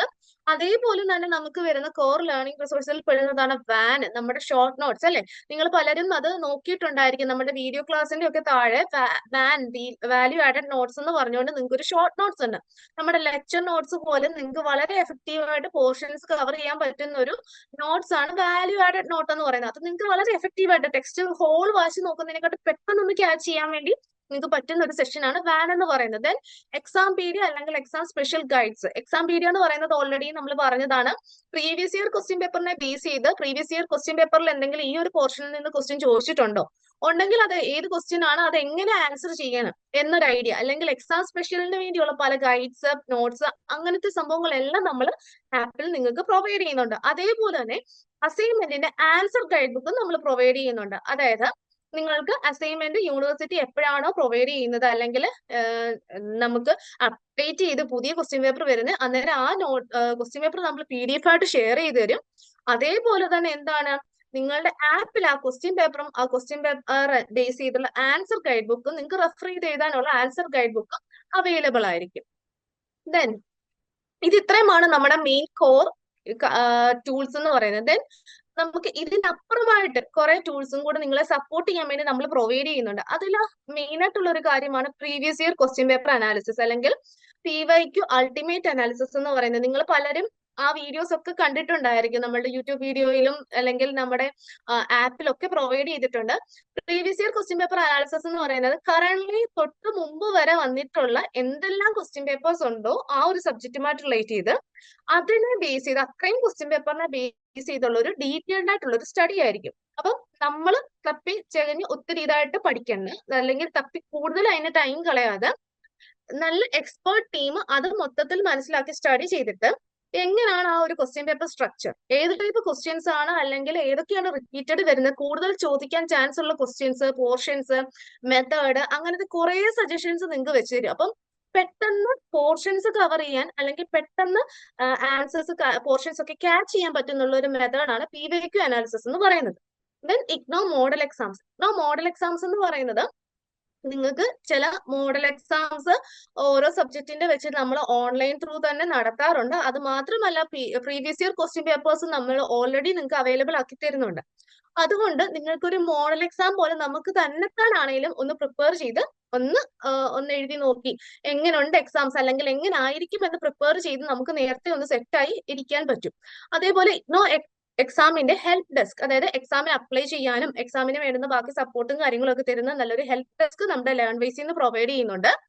അതേപോലെ EEP, ഇംഗ്ലീഷ് എൻറിച്ച്മെന്റ് പ്രോഗ്രാം, അതായത് നമ്മളുടെ ഇംഗ്ലീഷിലെ വൊക്കാബുലറി ഒന്ന് ഇൻക്രീസ് ചെയ്യാൻ വേണ്ടി, അല്ലെങ്കിൽ ഇംഗ്ലീഷിലെ നിങ്ങൾക്ക് എന്തെങ്കിലും ഒരു കോൺഫിഡൻസ് ഇല്ല, അല്ലെങ്കിൽ കൂടുതൽ ബെറ്റർ ആക്കണം എന്നൊരു അവസ്ഥയെ നമുക്കൊന്ന് ബിൽഡപ്പ് ചെയ്യാൻ വേണ്ടി ഒരു 150 അല്ലെങ്കിൽ 180 ഡേയ്സ് കൊണ്ട് തീരുന്ന ഒരു ഷോർട്ട് പ്രോഗ്രാം ആണ് EEP എന്ന് പറയുന്നത്. ഡെയിലി ഓരോ ആക്ടിവിറ്റീസ് നിങ്ങൾക്ക് തരും, ഒരു ചെറിയ ചെറിയ ആക്ടിവിറ്റീസ് വെച്ചിട്ട് നിങ്ങൾക്ക് ഷെയർ ചെയ്ത് തരും. അത് ചെയ്യുക, അത് ചെയ്തനുസരിച്ച് വീക്ക്ലി വൺസ് അതിന്റെ ലൈവ് സെഷൻ കാണും. ഇത് എക്സ്ട്രാ ആയിട്ട് നിങ്ങൾക്ക് എക്സ്ട്രാ പേയ്മെന്റ് ഒന്നും ഇല്ല. ലേൺവേസ് സ്റ്റുഡൻസിന് എക്സ്ട്രാ ആയിട്ട് നമ്മൾ പ്രൊവൈഡ് ചെയ്യുന്ന ഒരു അസിസ്റ്റൻസ് ആണ് EEP എന്ന് പറയുന്നത്. നമുക്ക് വളരെ ഹെൽപ്ഫുൾ ആയിട്ടുള്ള ഒരു സെഷൻ ആണ്. നമുക്ക് തന്നെ നമ്മൾ ഇംഗ്ലീഷിലല്ല ഇത് ആൻസേഴ്സ് എല്ലാം എഴുതുന്നത്, അപ്പം നമ്മുടെ ഒരു കോൺഫിഡൻസ് ഇൻക്രീസ് ചെയ്യാൻ വേണ്ടി ഇത് പലപ്പോഴും ഹെൽപ്പ് ചെയ്യുന്ന ഒരു സെഷൻ തന്നെ. ദെൻ കോ കരിക്കുലർ ഇവന്റ്സ്, അതായത് പഠനം അല്ലാതെ ഇപ്പൊ സാധാരണ കോളേജിലൊക്കെ പോകുമ്പോൾ നമുക്ക് ഉള്ളതുപോലെ തന്നെ ഈച്ച് ആൻഡ് എവറി ഫെസ്റ്റിവൽസ് നമ്മൾ സെലിബ്രേറ്റ് ചെയ്യും. ഫെസ്റ്റിവൽസ് എന്ന് മാത്രമല്ല, ഓണം ആയിക്കൊള്ളട്ടെ, ക്രിസ്മസ് ആയിക്കൊള്ളട്ടെ, അല്ലെങ്കിൽ നമുക്ക് എന്തെങ്കിലും എന്താണ് പറഞ്ഞ, ഇപ്പം കഴിഞ്ഞിടയില് ഓണ്ടർപ്രണർഷിപ്പ് ഡേ ആയിരുന്നു, അല്ലെങ്കിൽ വുമൻസ് ഡേ, ടീച്ചേഴ്സ് ഡേ, എന്ത് ടൈപ്പ് സംഭവങ്ങൾ, എന്ത് സെലിബ്രേഷൻസ് വന്നാലും നമ്മൾ വെർച്വലി സെലിബ്രേറ്റ് ചെയ്യുന്നുണ്ട്. നിങ്ങൾക്ക് അതുകൊണ്ട് ഒരു വെർച്വലി ആണ്, അല്ലെങ്കിൽ നിങ്ങൾ ഓൺലൈൻ പഠിക്കുവാണെന്നുള്ള ഒരു എഫക്റ്റിനെക്കാട്ടും ഞങ്ങളൊരു ഗ്രൂപ്പായിട്ട്, ഞാനൊരു കോളേജിലാണ് എന്നൊരു എഫക്റ്റിൽ തന്നെ നമുക്ക് പാർട്ടിസിപ്പേറ്റ് ചെയ്യാൻ പറ്റും. കോമ്പറ്റീഷൻസ് ഉണ്ട്, അതിൽ ഗിഫ്റ്റ് കൊടുക്കാറുണ്ട്, അല്ലെങ്കിൽ നമ്മൾ വെർച്വലി പാട്ടും ഡാൻസും എല്ലാ ടൈപ്പ് പ്രോഗ്രാംസ് നമ്മൾക്ക് എൻജോയ് ചെയ്യാനുള്ള എല്ലാ കൾച്ചറൽ ആക്ടിവിറ്റീസും നമ്മൾ ചെയ്യാറുണ്ട്. അതുപോലെ പല ടൈപ്പ് കോമ്പറ്റീഷൻസും നമ്മൾ ഓൺലൈനായിട്ടും അല്ലെങ്കിൽ സെൻഡ് ചെയ്ത് തരാനും ഒക്കെ ഉള്ള രീതിയിൽ പല കോമ്പറ്റീഷൻസ്, വെർച്വൽ ഗെയിംസ്, കാര്യങ്ങളെല്ലാം നമ്മൾ കണ്ടക്ട് ചെയ്യാറുണ്ട്. എഫക്റ്റീവായിട്ട്, അതായത് പഠനത്തിനേക്കാൾ ഉപരി നമുക്ക് പല രീതിയിൽ എഫക്റ്റീവായിട്ട് ചെയ്യാൻ പറ്റുന്ന പല ഈവെന്റ്സ് നമ്മൾ കണ്ടക്ട് ചെയ്യാറുണ്ട്. അതെല്ലാം നിങ്ങൾക്ക് വരും ദിവസങ്ങളിൽ എഫക്റ്റീവായിട്ട് ആണോ, അല്ലെങ്കിൽ എങ്ങനെയാണ് നിങ്ങൾക്ക് ഒന്നുകൂടെ ഉഷാറായി ഒരു കോളേജ് ലൈഫ് പോലെ തന്നെ ഫീൽ ചെയ്യാൻ നിങ്ങളെ സഹായിക്കും. Then upskilling and career development initiatives, അതായത് നമുക്ക് എന്തെങ്കിലും കരിയർ ഡെവലപ്മെന്റ് പ്രോഗ്രാംസ് പോലത്തെ കാര്യങ്ങളും, പിന്നെ നമ്മളുടെ ഹാപ്പിനെസ് അംബാസിഡർ എന്ന രീതിയിലുള്ള പല സെഷൻസ് ഉണ്ട്. അതായത് നമുക്കൊന്ന് മൈൻഡ് കൂളാക്കാൻ വേണ്ടി, ഒന്ന് സെറ്റ് ആക്കാൻ വേണ്ടിയുള്ള പല സെഷൻസും ഒക്കെ നമ്മൾ അറേഞ്ച് ചെയ്ത് തരാറുണ്ട്. ഇതൊക്കെ നമ്മൾ നമ്മളുടെ ലേണേഴ്സിന് കൂടുതലൊന്ന് എന്താണ്, ഒന്നുകൂടെ ഒരു കോൺഫിഡൻസ് കൂട്ടാൻ വേണ്ടി നമ്മൾ അഡീഷണൽ ആയിട്ട് നിങ്ങൾക്ക് തരുന്ന അസിസ്റ്റൻസ് ആണ്. നിങ്ങൾ അത് മാക്സിമം യൂട്ടിലൈസ് ചെയ്യുക കേട്ടോ. നെക്സ്റ്റ്, എപ്പോഴും നമ്മൾ എന്ത് ചെയ്യുക, നമ്മുടെ ലേൺ വൈസുമായിട്ട് കണ്ടിന്യൂസ് ആയിട്ട് നമ്മളൊരു കണക്ഷൻ വെക്കുക. അതായത് നിങ്ങളുടെ മെന്റർ ആയിക്കൊള്ളട്ടെ, അല്ലെങ്കിൽ നിങ്ങൾക്ക് എന്തെങ്കിലും ഡൗട്ട്സോ കാര്യങ്ങളോ ഉണ്ടെങ്കിൽ നിങ്ങൾക്ക് എന്തെങ്കിലും ഷെയർ ചെയ്ത്, അല്ലെങ്കിൽ Q&A ചോദിച്ച് നമ്മൾ ഷെയർ ചെയ്ത് തന്നെ, ഇപ്പൊ അത് തന്നെ ഞാൻ ആദ്യവും പറഞ്ഞു, നമുക്ക് എന്തെങ്കിലും ഡൗട്ട്സ് ഉണ്ടെങ്കിൽ ക്ലിയർ ചെയ്ത് തന്നെ സെഷൻ പോകാം. അപ്പൊ അതേപോലെ തന്നെ നമ്മൾ കണ്ടിന്യൂസ് ആയിട്ട് നമ്മളൊരു കണക്ഷൻ വെക്കുക. നിങ്ങളെ വീക്ക്ലി വൺസ് ആയിരിക്കും നിങ്ങളുടെ മെന്റേഴ്സ് കണക്ട് ചെയ്യുന്നത്, പക്ഷേ ഡെയിലി നിങ്ങൾക്ക് എന്തെങ്കിലും ഡൗട്ട്സ് തോന്നിക്കഴിഞ്ഞാൽ അവരോട് ചോദിക്കാൻ മടിക്കണ്ട. അവരോട് ചോദിച്ചിട്ട് കഴിഞ്ഞാൽ അവർ ഉറപ്പായിട്ടും മറുപടി പറയും. അവരുടെ വർക്കിംഗ് അവേഴ്സിനിടയിൽ അവർ എന്ത് വേണേലും മറുപടി പറയും അല്ലേ. അപ്പൊ അങ്ങനെ ഒരു കണ്ടിന്യൂസ് നല്ലൊരു ഇൻബൗണ്ട് ക്രിയേറ്റ് ചെയ്യാൻ നോക്കുക. ഫ്രീ ആയിട്ട് കമ്മ്യൂണിക്കേറ്റ് ചെയ്യുക. Doubts each and every doubts ചോദിച്ച് ക്ലിയർ ചെയ്ത് തന്നെ പഠിക്കാൻ നോക്കുക. റിലാക്സ് ചെയ്ത് പഠിക്കാൻ ശ്രദ്ധിക്കുക. ഓക്കെ. ദെൻ നമ്മുടെ ആൽവൻ ടോഫ്ലർ പറഞ്ഞ പോലെ ഒരു കോട്ടാണ് കൊടുത്തിരിക്കുന്നത്. നമ്മൾക്ക് ഇത്രയും വന്നിരിക്കുന്നത് അല്ലെ, നമ്മൾ പഠിക്കാൻ പറ്റാത്തതിനെക്കാട്ടും അല്ലെങ്കിൽ പഠിക്കാതിരിക്കുന്നതിനെക്കാട്ടും എന്തൊക്കെയാണ് നമുക്ക് ഏറ്റവും ബെറ്റർ എന്ന് പറയുന്നത് നല്ലൊരു നാളേക്കായി നല്ലൊരു 21st സെഞ്ചുറി എന്ന് പറയുന്നത് എന്താണ്, നല്ലൊരു നാളെയാണ്. അല്ലെങ്കിൽ നമുക്ക് ഒന്നും പറ്റാത്തൊരവസ്ഥ എന്നല്ല, ഏറ്റവും നല്ലൊരു നാളേക്കായി തീരട്ടെ. അല്ല, നമ്മളുടെ ഈ ഒരു വിദ്യാഭ്യാസവും നമ്മുടെ ഇതും നിങ്ങൾക്ക് നല്ലൊരു ഫ്യൂച്ചർ, നല്ലൊരു ഭാവിക്കായിട്ട് തീരട്ടെ എന്ന് നമുക്ക് ആശംസിക്കാം. അതേപോലെ തന്നെ നിങ്ങൾക്ക് എല്ലാം ഒരുവിധം കാര്യങ്ങളെല്ലാം ക്ലിയർ ആയെന്ന് വിശ്വസിക്കുന്നു.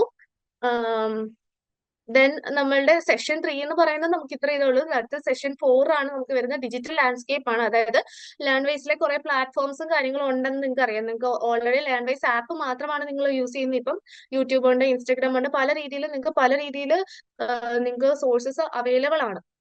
അപ്പം അതിന്റെ എല്ലാ കാര്യങ്ങളും ഡിസ്കസ് ചെയ്യുന്ന ഒരു സെഷനാണ് സെഷൻ 4 എന്ന് പറയുന്നത്. അപ്പം നമുക്ക് ഒരു ഏകദേശം ഈ ഒരു സെഷൻ 3 എന്ന് പറയുന്നത് നിങ്ങൾക്ക് ഒരു സബ്ജക്ട് റിലേറ്റഡ് ആയിട്ടും നിങ്ങളുടെ കോഴ്സ് റിലേറ്റഡ് ആയിട്ടും കുറെ കാര്യങ്ങൾ പറഞ്ഞു തരാനുള്ളതായിരുന്നു. നിങ്ങൾക്ക് ഒരു ഏകദേശം ഐഡിയ ഒക്കെ ആയോ? എന്തെങ്കിലും ഡൗട്ട്സോ കാര്യങ്ങളോ ഉണ്ടെങ്കിൽ നിങ്ങൾക്ക് ഇപ്പൊ ചോദിക്കാം.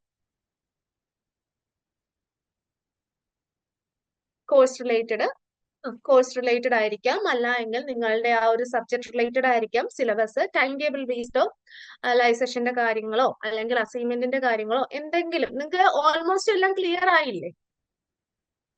ഹലോ ചോദിച്ചോ സൂസൻ. നമ്മൾ ഈ എക്സാം പീഡിയ തന്ന പോലെ തന്നെ അത് പോയിന്റ്സ് ആയിട്ട് മാത്രം ആൻസേഴ്സ് ചെയ്താൽ മതിയോ, അതോ ഇലാബറേറ്റ് ചെയ്ത് ചെയ്യണോ എന്നുള്ളതൊന്ന് അറിയാൻ പറ്റിയാൽ നല്ലതായിരുന്നു. ഇലാബറേറ്റ് ചെയ്ത് ചെയ്യണോ? അത് നമുക്ക് ഇപ്പൊ എക്സാം പീഡിയയിൽ ഞാനിപ്പോ നോക്കിയപ്പം ഇപ്പൊ 4 മാർക്സിന്റെ ഒരു ക്വസ്റ്റ്യൻ തന്നിട്ടുണ്ട്. അപ്പൊ അവര് ഒരു 2 പാർട്ട് കാണും അതിനകത്ത്. അപ്പൊ ആ 2 പാർട്ടില് എനിക്ക് തോന്നുന്നു ഒരു പാർട്ടിന് 2 മാർക്ക്, അതായത് 2 പോയിന്റ്സ് അതിൽ വരുന്നുണ്ട്. അടുത്ത പാർട്ടിന് 2 മാർക്ക്. ഇപ്പൊ 2 പോയിന്റ്സ് അതിൽ വരുന്നുണ്ട്, മെയിൻ പോയിന്റ്സ് വരുന്നുണ്ട്. അപ്പം എൻ്റെ ക്വസ്റ്റ്യൻ എന്ന് പറഞ്ഞാൽ ആ പോയിന്റ്സ് നമ്മൾ വീണ്ടും ഇലാബറേറ്റ് ചെയ്യണോ, അതോ ആ എക്സാം പീഡിയ തന്നതുപോലെ അത്ര മാത്രം ഇലാബറേറ്റ് ചെയ്താൽ മതിയോ, 1 or 2 ലൈൻ എഴുതിയിട്ട് അത് ചെയ്താൽ മതിയോ എന്നുള്ളതാണ് എൻ്റെ ക്വസ്റ്റ്യൻ. എനിക്ക് മനസ്സിലായി. അതിൽ നമുക്ക് ശരിക്കും പറഞ്ഞു കഴിഞ്ഞാൽ അത് നമുക്കൊരു ഗൈഡ് ലൈൻ മാത്രമാണ്, ഔട്ട്ലൈൻ മാത്രമാണ്. അതായത് ഹോൾ ആൻസർ അല്ല. നമ്മൾക്ക് അതൊരു എങ്ങനെ എഴുതണം എന്നൊരു ജസ്റ്റ് ഒരു ഔട്ട്ലൈൻ മാത്രമേ അതിൽ നിന്ന് കിട്ടുന്നുള്ളൂ. നമ്മളത് മാർക്കിനെ ബേസ് ചെയ്ത് നമ്മൾ എലാബറേറ്റ് ചെയ്ത് എഴുതണം. ജസ്റ്റ് പോയിന്റ്സ് ആണ് അവിടെ കൊടുത്തിരിക്കുന്നെങ്കിൽ അത് മാത്രം ചിലപ്പോൾ കൊടുത്തിട്ട് കാര്യമില്ല. ചിലപ്പം അത് 4 മാർക്കാണ് അല്ലെങ്കിൽ 6 മാർക്കാണ്, എത്രനാണോ വരുന്നത്. നമുക്ക് എപ്പോഴും 5, 10, 15 ആ രീതിയിലായിരിക്കും ക്വസ്റ്റ്യൻസ് വരാൻ ചാൻസ് ഉള്ളത്. ഇംഗ്ലീഷിന്റെ ഒക്കെ ക്വസ്റ്റ്യൻസ് ആണ് ഇച്ചിരി മാർക്ക് വേരിയേഷൻസ് വരുന്നത്. അപ്പൊ അതിനകത്തൊക്കെ കൂടുതലായിട്ട് നിങ്ങൾ ചെയ്യേണ്ടതെന്ന് വെച്ച് കഴിഞ്ഞാൽ മാർക്കിനെ ബേസ് ചെയ്ത് ഡീറ്റെയിൽഡ് ആയിട്ട് തന്നെ എഴുതാം. പിന്നെ ഏത് പോയിന്റ് ആണ് അവിടെ ഇൻക്ലൂഡ് ചെയ്യേണ്ടത്, അതാണ് മെയിൻ ആയിട്ട് നമ്മളത് കൊടുത്തിരിക്കുന്നത്. ഏത് പോയിന്റ് അവിടെ ഇൻക്ലൂഡ് ചെയ്യണം, അതാണ് മെയിൻ ആയിട്ട് കൊടുക്കുന്നത്. ഈ അപ്പം എക്സാം പീഡിയ പോയിന്റ്സ് ഒരു ക്വസ്റ്റ്യൻ കൂടെ, എനിക്കിപ്പോ വേറൊരു മീറ്റിംഗ് ഉണ്ട്, അപ്പൊ അതിന് പോകണം. അതാണ് ഞാനിപ്പോ ചോദിച്ചു. പെട്ടെന്ന് ഈ എക്സാം പീഡിയ തന്ന ക്വസ്റ്റ്യൻസ് അതുപോലെയൊക്കെയുള്ള ക്വസ്റ്റ്യൻസ് ആണോ വരുന്നത് ഈ എക്സാംസിന്? ഇപ്പൊ ഞാൻ എക്സാംസിന് വരുന്നത് ആ ടൈപ്പ് സബ്ജക്റ്റ് ക്വസ്റ്റ്യൻസ് ഒന്നുകൂടെ മെയിൻ ആയിട്ട് പറഞ്ഞു കഴിഞ്ഞാൽ സ്റ്റോറിനകത്ത് നമ്മുടെ പ്രീവിയസ് ഇയർ ക്വസ്റ്റ്യൻ പേപ്പർ ഇല്ലേ, അത് വെച്ച് നോക്കുന്നതായിരിക്കും ഏറ്റവും ലേറ്റസ്റ്റ് ആയിട്ടുള്ള ക്വസ്റ്റ്യൻസ് അവിടെ അവൈലബിൾ ആണല്ലോ. പ്രീവിയസ് ഇയർ ക്വസ്റ്റ്യൻ പേപ്പർ അത് വെച്ച് നോക്കുന്നതായിരിക്കും ഒന്നുകൂടെ നമുക്ക് പെട്ടെന്ന് ക്യാച്ച് ചെയ്യാൻ മനസ്സിലാവുന്നത്. അതായത് പ്രീവിയസ് ഇയർ ഞാൻ ഇതുവരെ നോക്കിയിട്ടില്ല, ബിക്കോസ് നമ്മൾ സ്റ്റാർട്ട് ചെയ്തതല്ലേ ഉള്ളൂ. അത് കാരണം പ്രീവിയസ് ഇയർ നോക്കിയിട്ടില്ല. അപ്പൊ ഇപ്പം ജസ്റ്റ് നോക്കി എന്ന് പറഞ്ഞാൽ ഒരു ചാപ്റ്റർ എക്സാം പീഡിയ നോക്കിയിട്ടുണ്ട്. അപ്പൊ എനിക്ക് ഇതിനകത്ത് അവര് എക്സാം പീഡിയയിൽ ഇൻവോൾവ് ചെയ്തിരിക്കുന്നത്. ചോദിച്ചിട്ടുള്ളതാണ്. പക്ഷെ എങ്കിൽ പോലും ഞാൻ പറയുന്നത് പ്രീവിയസ് ഇയർ ക്വസ്റ്റ്യൻ പേപ്പർ നോക്കിക്കഴിഞ്ഞാൽ ഏറ്റവും റീസെന്റ് ആയിട്ട് വന്ന ഒരു പാറ്റേൺ നമുക്ക് കാണാൻ പറ്റും. ഏറ്റവും റീസെന്റ് ആയിട്ട് വന്നത് എന്ത് ടൈപ്പ് ക്വസ്റ്റ്യൻസ് ആണ്, അല്ലെങ്കിൽ എങ്ങനെയാണ് ക്വസ്റ്റ്യൻസ് വരുന്നത് എന്നുള്ളത് നമുക്കൊന്ന് ഒരു ഐഡിയ കിട്ടും. അപ്പൊ അപ്പൊ അത് വെച്ചിട്ട് പഠിച്ചു. ഈ എൻവയൺമെന്റൽ സ്റ്റഡീസ് ഫുള്ളി ഒബ്ജക്റ്റീവ് ആണ്. ഫുള്ളി ഒബ്ജക്റ്റീവ് ആണ്. OMR ഷീറ്റ് ആണ് വരുന്നത്. ബബിൾ ചെയ്താൽ മതി. നമ്മുടെ കോമൺ ടെസ്റ്റുകളൊക്കെ വരുന്ന പോലെ ബബിൾ ചെയ്താൽ മതി. Okay, that means multiple choices കാണും അതിനകത്ത്. അതെ അതെ, മൾട്ടിപ്പിൾ ചോയ്സ് ക്വസ്റ്റ്യൻ ആണ്. പിന്നെ അതിനകത്ത് ഒരു കാര്യം കൂടെ ഞാൻ ആഡ് ചെയ്തോട്ടെ. 100 മാർക്കിലല്ല, 50 മാർക്കിലാണ്. 50 മാർക്സിന് ഔട്ട് ഓഫ് 50 ആണ് വരുന്നത്. 50-ല് 35%, അതായത് 18 മാർക്സ് മതി. മൈനസ് മാർക്ക് ഒന്നും ഇല്ല കേട്ടോ, നെഗറ്റീവ് മാർക്ക് ഒന്നും ഇല്ല. ഓക്കെ, അല്ലാതെ ഈ 18 marks. എൻവയൺമെന്റൽ സ്റ്റഡീസ് മാത്രം 50 മാർക്സിലാണ് വരുന്നത്. ഓക്കെ, അതെ, 50 അതിന്റെ മാർക്സ്. അസൈൻമെന്റ് 100 മാർക്സിലും. ഡിസ്ക്രിപ്റ്റീവ് ആണ്, 100 മാർക്സ് ആണ്. സാധാ 100 ബാക്കി മാർക്സ്. പേപ്പേഴ്സ് പോലെ. ഓക്കെ, അപ്പൊ അത് നമ്മൾ സബ്ജക്റ്റീവായിട്ട് പഠിക്കേണ്ട ആവശ്യമില്ല. നമുക്ക് അല്ലെ സബ്ജക്റ്റീവായിട്ട്, അത് ഡിസ്ക്രിപ്റ്റീവായിട്ട് അത് പഠിക്കേണ്ട കാര്യമില്ല. അസൈൻമെന്റ്സ് എഴുതുമ്പോൾ പക്ഷെ അത് അങ്ങനെയാണ് കൊടുക്കുന്നത് മാത്രം. ഓക്കെ, ഡിസംബറിലാണ് എക്സാം എഴുതുന്നതെങ്കിൽ അസൈൻമെന്റിന്റെ കാര്യമാണോ ഹംന ചോദിച്ചത്? അസൈൻമെന്റിന്റെ കാര്യമാണെങ്കിൽ സെപ്റ്റംബർ ഒക്ടോബർ സമയത്തായിരിക്കും നമ്മൾ അസൈൻമെന്റ് വെക്കേണ്ടത്. സെപ്റ്റംബറിൽ എക്സാമിന് അപ്ലൈ ചെയ്യുന്നത് സ്റ്റാർട്ട് ചെയ്യും. അത് രണ്ടുമാണോ ചോദിച്ചേ? അപ്പൊ ഡിസംബറിൽ 8 സബ്ജക്റ്റ് അപ്പൊ എഴുതേണ്ടി വരും. എഴുതാൻ കമ്പൽസറി അല്ല, നമുക്ക് പറ്റുന്നത് ക്ലിയർ ചെയ്ത് പോവുക, അതേ ഞങ്ങൾ പറയത്തുള്ളൂ.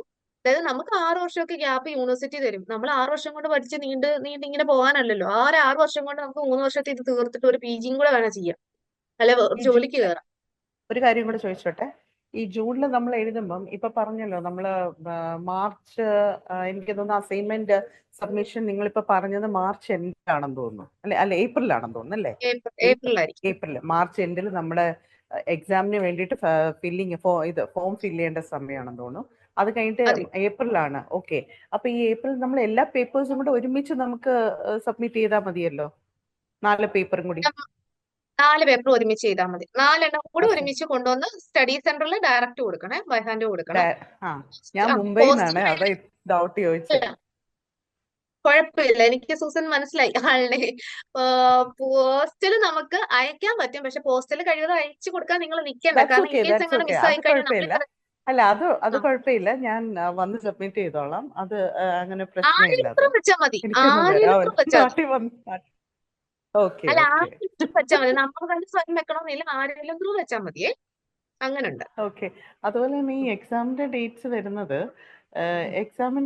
വരുന്നത് കണ്ടിന്യൂസ് ആയിട്ട് ആയിരിക്കുമോ, അതോ അത് എത്ര ഗ്യാപ്പ് കാണും? എനിക്കൊരു അറിവിന് വേണ്ടിയിട്ട്. നമുക്കിപ്പോ നിലവിൽ ഇപ്പോഴേ പറയാൻ പറ്റത്തില്ല. ഒരു ഫെബ്രുവരി പകുതിയൊക്കെ കഴിയുമ്പം എക്സാമിന് അപ്ലൈ ചെയ്യുന്നത്, നോട്ടിഫിക്കേഷൻ വരുന്നതിന് മുമ്പ് തന്നെ ഒരു ഏകദേശം ടെന്റേറ്റീവ് ഡേറ്റ് എന്ന് പറഞ്ഞുകൊണ്ട് ഒരു ടൈം ടേബിൾ വരും. ഏകദേശം വരുന്ന ചാൻസ് ഉള്ള ഡേറ്റ് അത് വെച്ച് നോക്കി, ഇപ്പൊ ഗൾഫിലൊക്കെ ഉള്ളവരാണെങ്കിലും കൂടുതൽ ആ ടൈം ടേബിൾ നോക്കിയിട്ടാണ് എക്സാമിന് അപ്ലൈ ചെയ്യുന്നത്. അവർക്ക് നാട്ടിലോട്ട് വരാൻ പറ്റുന്നതും ലീവൊക്കെ അപ്ലൈ ചെയ്യണമല്ലോ. അപ്പൊ ഓരോരുത്തർക്കും അതൊരു ഹെൽപ്ഫുൾ ആയിരിക്കും. ആ ഒരു ടൈം ടേബിൾ വന്നാലേ നമുക്ക് കൃത്യം പറയാൻ പറ്റും. അല്ലെങ്കിൽ നമുക്ക് കൃത്യം ഇന്നൊരു ഗ്യാപ്പും പറയാൻ പറ്റത്തില്ല. ചിലപ്പം 2 ദിവസം ഗ്യാപ്പ് കാണും, ചിലപ്പോൾ ഗ്യാപ്പ് കാണത്തില്ല. കഴിഞ്ഞൊരു ബാച്ച്, കഴിഞ്ഞ ഫസ്റ്റ് സെമ്മിൽ നിങ്ങളുടെ തൊട്ട് മുമ്പുള്ള ഒരു ബാച്ചിന് വന്നിരിക്കുന്നതെന്ന് വെച്ച് കഴിഞ്ഞാൽ ഡിസംബറിൽ ഒരു എക്സാം കഴിഞ്ഞിട്ട് ബാക്കിയല്ല ഈ ജനുവരിയിലാണ് നടന്നത്, ബാക്കി 3. അപ്പൊ നമുക്ക് പറയാൻ പറ്റത്തില്ല. ഓക്കെ, അപ്പൊ മോസ്റ്റ് പ്രോബബ്ലി 15 ഡേയ്സിനുള്ളിൽ തന്നെ ഈ 4 സബ്ജക്ട്സ് നടക്കും. ചാൻസ് അങ്ങനെയാണ് വരുന്നത്. പിന്നെ ആ ടൈം ടേബിൾ വരുന്ന അനുസരിച്ച് നമുക്ക് കൺഫേം ചെയ്ത് പറയാൻ പറ്റത്തുള്ളൂ കേട്ടോ. ഓക്കെ മാം, ഡിസംബറിലാണ് എക്സാം എഴുതുന്നതെങ്കിൽ എല്ലാ പേപ്പേഴ്സും അപ്പോൾ സബ്മിറ്റ് ചെയ്യണം. എല്ലാ പേപ്പേഴ്സും ഡിസംബറിലാണ് എഴുതുന്നതെങ്കിൽ ആ സമയത്തേക്ക് സബ്മിറ്റ് ചെയ്താൽ മതി കേട്ടോ, അസൈൻമെന്റ് ആണ്. പിന്നെ എക്സാം കേരളത്തിൽ തന്നെ എഴുതണോ? ഞാൻ ഹരിയാനയാണ്. കേരളത്തിൽ തന്നെ എഴുതണമെന്ന് ഒരു നിർബന്ധവും ഇല്ല. ഇന്ത്യയിൽ എവിടെ വേണേലും ഓൺലൈൻ അപ്ലൈ ചെയ്ത് നമുക്ക് എഴുതാം. അബ്രോഡും എക്സാം സെന്റേഴ്സ് ഉണ്ട്, പക്ഷേ ഫീസിന്റെ കാര്യത്തിൽ വേരിയേഷൻ ഉണ്ട്. ഇന്ത്യയിൽ എവിടെ എഴുതണമെങ്കിലും പെർ സബ്ജക്ട് 200 റുപ്പീസ് മാത്രമേ ഉള്ളൂ. അബ്രോഡ് എഴുതുമ്പോൾ അവരുടെ ഫീസ് സ്ട്രക്ചറിൽ വ്യത്യാസമുണ്ട്. അതേപോലെ തന്നെ അവിടെ ഡയറക്റ്റ് ചെന്ന് ഓഫ്ലൈൻ ആയിട്ട് അപ്ലൈ ചെയ്യേണ്ടി വരും. അതും 2 പ്രാവശ്യമേ എഴുതാൻ പറ്റത്തുള്ളൂ. അങ്ങനെയൊക്കെ ഉണ്ട് കേട്ടോ. അത് നാട്ടിൽ വരുന്ന എഴുതിയാൽ പെർ സബ്ജക്ട് 200 റുപ്പീസ് മാത്രമേ ഉള്ളൂ. ഓൺലൈനായിട്ട് അപ്ലൈ ചെയ്യാം. ഇന്ത്യയിൽ എവിടെയും എക്സാം സെന്റേഴ്സ് ഉണ്ട് കേട്ടോ. നമ്മുടെ സ്റ്റഡി സെന്ററിൽ തന്നെ പോയി എഴുതണം എന്ന് ഒരു നിർബന്ധമില്ല. എവിടെ വേണേലും നമുക്ക് എക്സാം എഴുതാം. ഹരിയാനയാണല്ലേ പറഞ്ഞത്, ഹരിയാനയിലൊക്കെ എക്സാം സെന്റേഴ്സ് കാണും കേട്ടോ, അവിടെ അപ്ലൈ ചെയ്യാം. പിന്നെ സൂരജ് മാം അസൈൻമെന്റ് അപ്പോൾ കിട്ടും, ഏപ്രിലാണ്. ആപ്പിലേത് കൃത്യം ഇപ്പൊ നോക്കണ്ട, അപ്ഡേറ്റ് ചെയ്ത പുതിയ ക്വസ്റ്റ്യൻ പേപ്പർ വരുമായിരിക്കും നിങ്ങൾക്ക് സെപ്പറേറ്റ്. അത് വന്ന് നോക്കിയിട്ട് എഴുതി തുടങ്ങിയാൽ മതിയേ.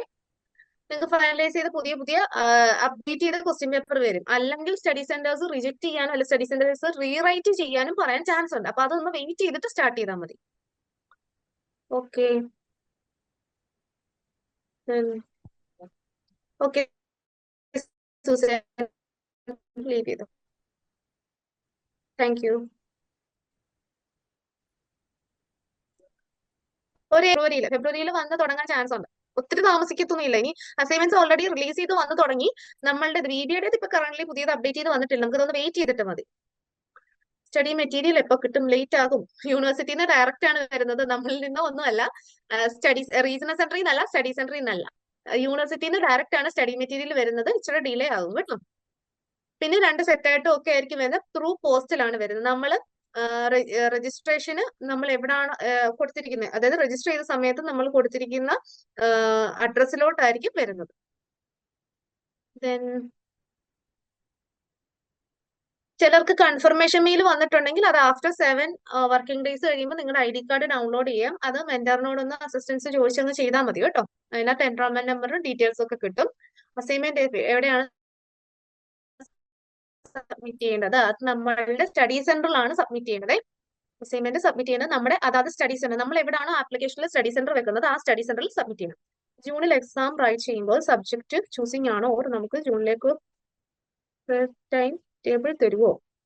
അതായത് ജൂണിലേക്ക് എക്സാം എഴുതുമ്പോൾ എന്നാണോ ഉദ്ദേശിച്ചത്? എഴുതുമ്പോൾ എക്സാം ടൈം ടേബിൾ ആണോ ഉദ്ദേശിച്ചത് ആഫിയ?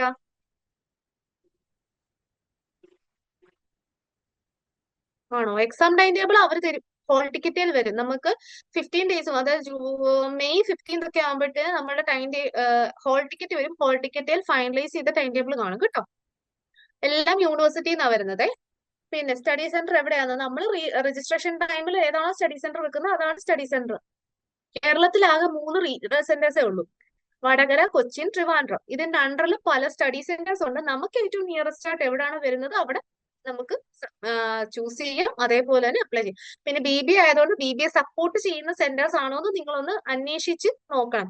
അസൈൻമെന്റ് വെക്കാൻ പോകുന്ന സമയത്ത് അല്ലെങ്കിൽ പിന്നൊരു ഇഷ്യൂ വരാതെ, അല്ലെങ്കിൽ പിന്നെ അന്നേരം ഇവിടെ സബ്മിറ്റ് ചെയ്യാൻ പറ്റത്തില്ല, അല്ലെങ്കിൽ ഇവിടെ BBA സപ്പോർട്ടഡ് അല്ല എന്ന് പറയുന്നതിന് പകരം ഒന്ന് നിങ്ങളൊന്ന് നേരത്തെ ഒന്ന് അസൈൻമെന്റ് എഴുതുന്നതിന് മുമ്പ് അവരെ വിളിച്ചൊന്ന് കൺഫേം ചെയ്യും. ഞാൻ ഇവിടെയാണ് സ്റ്റഡി സെന്റർ ചൂസ് ചെയ്തിരുന്നത്, അപ്പം ഈ ക്വസ്റ്റ്യൻസ് അല്ലേ ഞാൻ എഴുതട്ടെ എന്ന് പറഞ്ഞു ജസ്റ്റ് അവരെ ഒന്ന് കണക്ട് ചെയ്ത് എപ്പോഴും നമ്മുടെ സ്റ്റഡി സെന്റർ എന്നിട്ട് അവരോടൊന്ന് ചോദിച്ച് ക്ലിയർ ചെയ്ത് പോവുക കേട്ടോ. അത് തന്നെയാണെന്ന് ഉറപ്പിക്കുക. ദെൻ അസൈൻമെന്റ് അപ്പം സബ്മിറ്റ് ചെയ്യാൻ ഏപ്രിൽ ലാസ്റ്റിലാണോ? അത് ക്വസ്റ്റ്യൻ പേപ്പറിൽ തന്നെ ഇത് വരുമേ. ക്വസ്റ്റ്യൻ പേപ്പറിൽ തന്നെ നമുക്ക് എന്താ ഡേറ്റ് വരും, ഫൈനലൈസ് ഡേറ്റ് ഏകദേശം ഏപ്രിൽ ലാസ്റ്റ് ആണ് എപ്പോഴും വരുന്നത്. അതുകൊണ്ടാണ് അങ്ങനെ പറഞ്ഞത്. എല്ലാരും ചാറ്റ് ബോക്സ് മാത്രമേ ഉള്ളൂ. അൺമ്യൂട്ട് ചെയ്ത് പറഞ്ഞോ, കുഴപ്പമില്ല. ഓക്കെ, നമുക്ക് ഓൾമോസ്റ്റ് ക്ലിയർ ആയെന്ന് വിശ്വസിക്കുന്നു. നിങ്ങളുടെ ഇന്നത്തെ ഇനി ഒരു ആക്ഷൻ ടാസ്ക് കൂടെ നോക്കാം. നിങ്ങൾ ഇത്രയും ദിവസത്തേക്ക് ആക്ഷൻ ടാസ്ക് കൊടുത്തിട്ടുണ്ടെന്ന് വിശ്വസിക്കുന്നു കേട്ടോ. എല്ലാരും ആക്ഷൻ ടാസ്ക് ഒക്കെ കൊടുക്കുക. അതിൽ നിന്നാണ് ഏറ്റവും ബെസ്റ്റ് ആയിട്ട് നിങ്ങൾ എന്താണ് ആക്റ്റീവായിട്ട് നിന്നവരെയൊക്കെ നമ്മൾ നോക്കുന്നത്. ലാസ്റ്റ് അതൊക്കെ പറയുന്ന ആരാണ് ഏറ്റവും ബെസ്റ്റ്, അല്ലെങ്കിൽ ആരാണ് ഏറ്റവും നന്നായിട്ട് എല്ലാം ചെയ്തത്, അല്ലെങ്കിൽ ആക്റ്റീവായിട്ട് നിന്നതൊക്കെ നമ്മൾ പറയും. ഓക്കെ, നിങ്ങൾക്ക് സ്ക്രീൻ കാണാമോ? ഓക്കെ, നമ്മുടെ സെക്ഷൻ 3യുടെ ആക്ഷൻ ടാസ്ക് ആണ്. അതിൽ നിങ്ങൾ കഴിഞ്ഞ ദിവസമൊക്കെ പല ആക്ഷൻ ടാസ്കുകൾ സെക്ഷൻ 1ലും സെക്ഷൻ 2ലും നമ്മൾ ഷെയർ ചെയ്തു. അതേപോലെ തന്നെ ഇന്നത്തെ നമ്മുടെ ടാസ്ക് എന്ന് പറയുന്നത് നമ്മളൊരു 8 സബ്ജക്ട് പറഞ്ഞല്ലേ. നമ്മളുടെ ഫസ്റ്റ് ഇയറിൽ നമുക്ക് 8 സബ്ജക്ട് ഉണ്ടെന്ന് പറഞ്ഞു. ആ 8 സബ്ജക്റ്റിൽ എന്ത് ചെയ്യുക? No your subject. നമ്മളുടെ സബ്ജക്റ്റിന് നമ്മൾ നല്ല രീതിയിൽ മനസ്സിലാക്കുക. അതാണ് മെയിൻ ആയിട്ട് വരുന്നത്. അതിൽ ഫസ്റ്റ് ആക്ടിവിറ്റി എന്ന് പറയുന്നത്, suppose each of the 8 courses that you would be studying in year 1 are where product. എന്താണ്? നമ്മളുടെ ഈ ഒരു 8 സബ്ജക്ട് ഓരോ പ്രൊഡക്റ്റ് ആണെന്ന് വിചാരിക്കുക. അതായത് 8 സബ്ജക്ട് ഉണ്ട്, എൻവയോൺമെന്റൽ സ്റ്റഡീസ് ഉണ്ട്, ഫിനാൻഷ്യൽ അക്കൗണ്ടിങ് ഉണ്ട്, അങ്ങനെ പല സബ്ജക്ട് ഉണ്ട്.